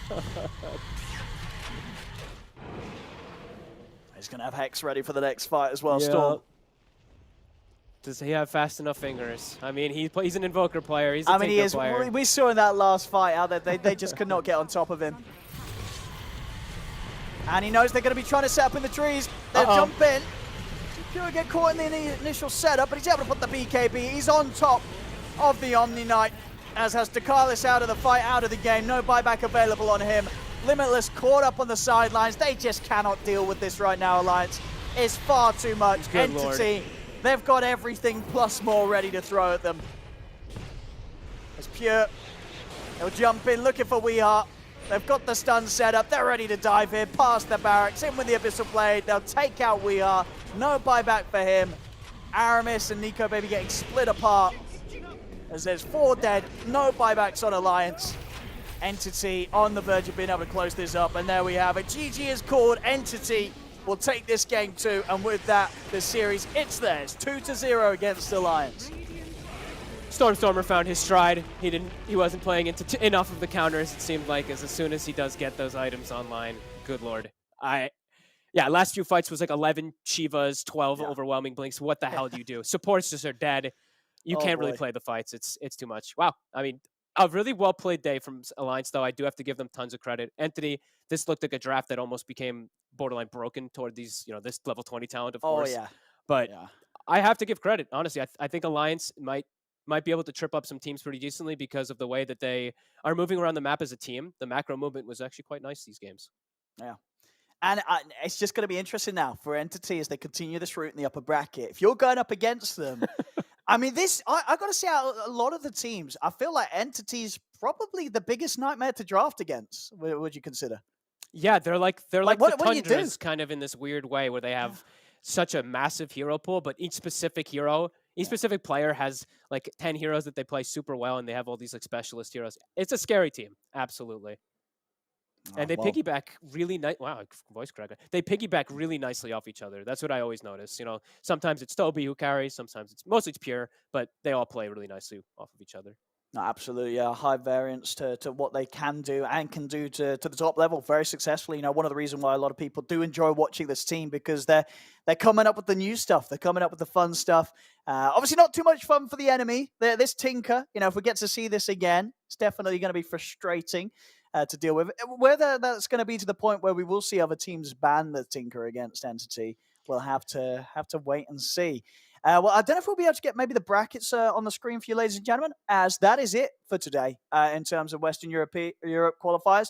Here's a quick summary of what we've had happen here. Of course, we opened up with the 2 earliest series.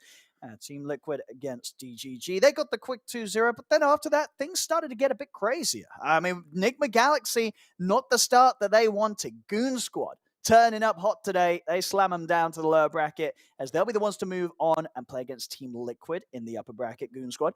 And then, of course, the 2 series you just had myself and Fogged follow up with. Secret dealing with Into the Breach, but not without Into the Breach giving a very impressive showing in Game 2. That Game 2 victory against Secret, they look like there's a lot of potential to be had there.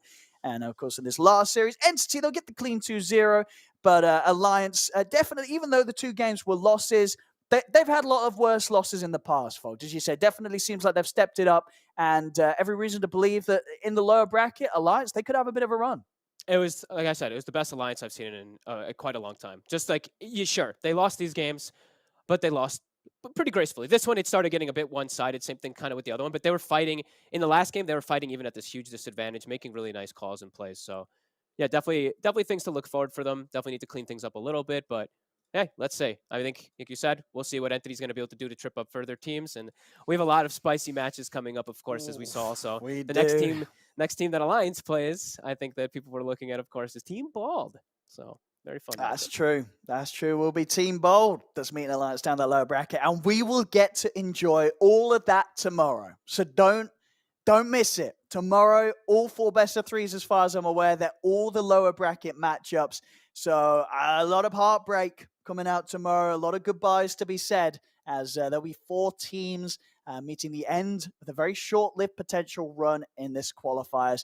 But as always, thank you ever so much for tuning in. Hope you've had a great day enjoying the Dota. It's been our pleasure to bring you the action. And we'll be back for the last 2 series of Western Europe tomorrow. Of course, to open things up, you'll start the show with Gareth and Sheepstick. So I hope you look forward to seeing us all then. As we'll be back with you tomorrow for more action here in the Western Europe qualifiers. Enjoy tinkering your pubs.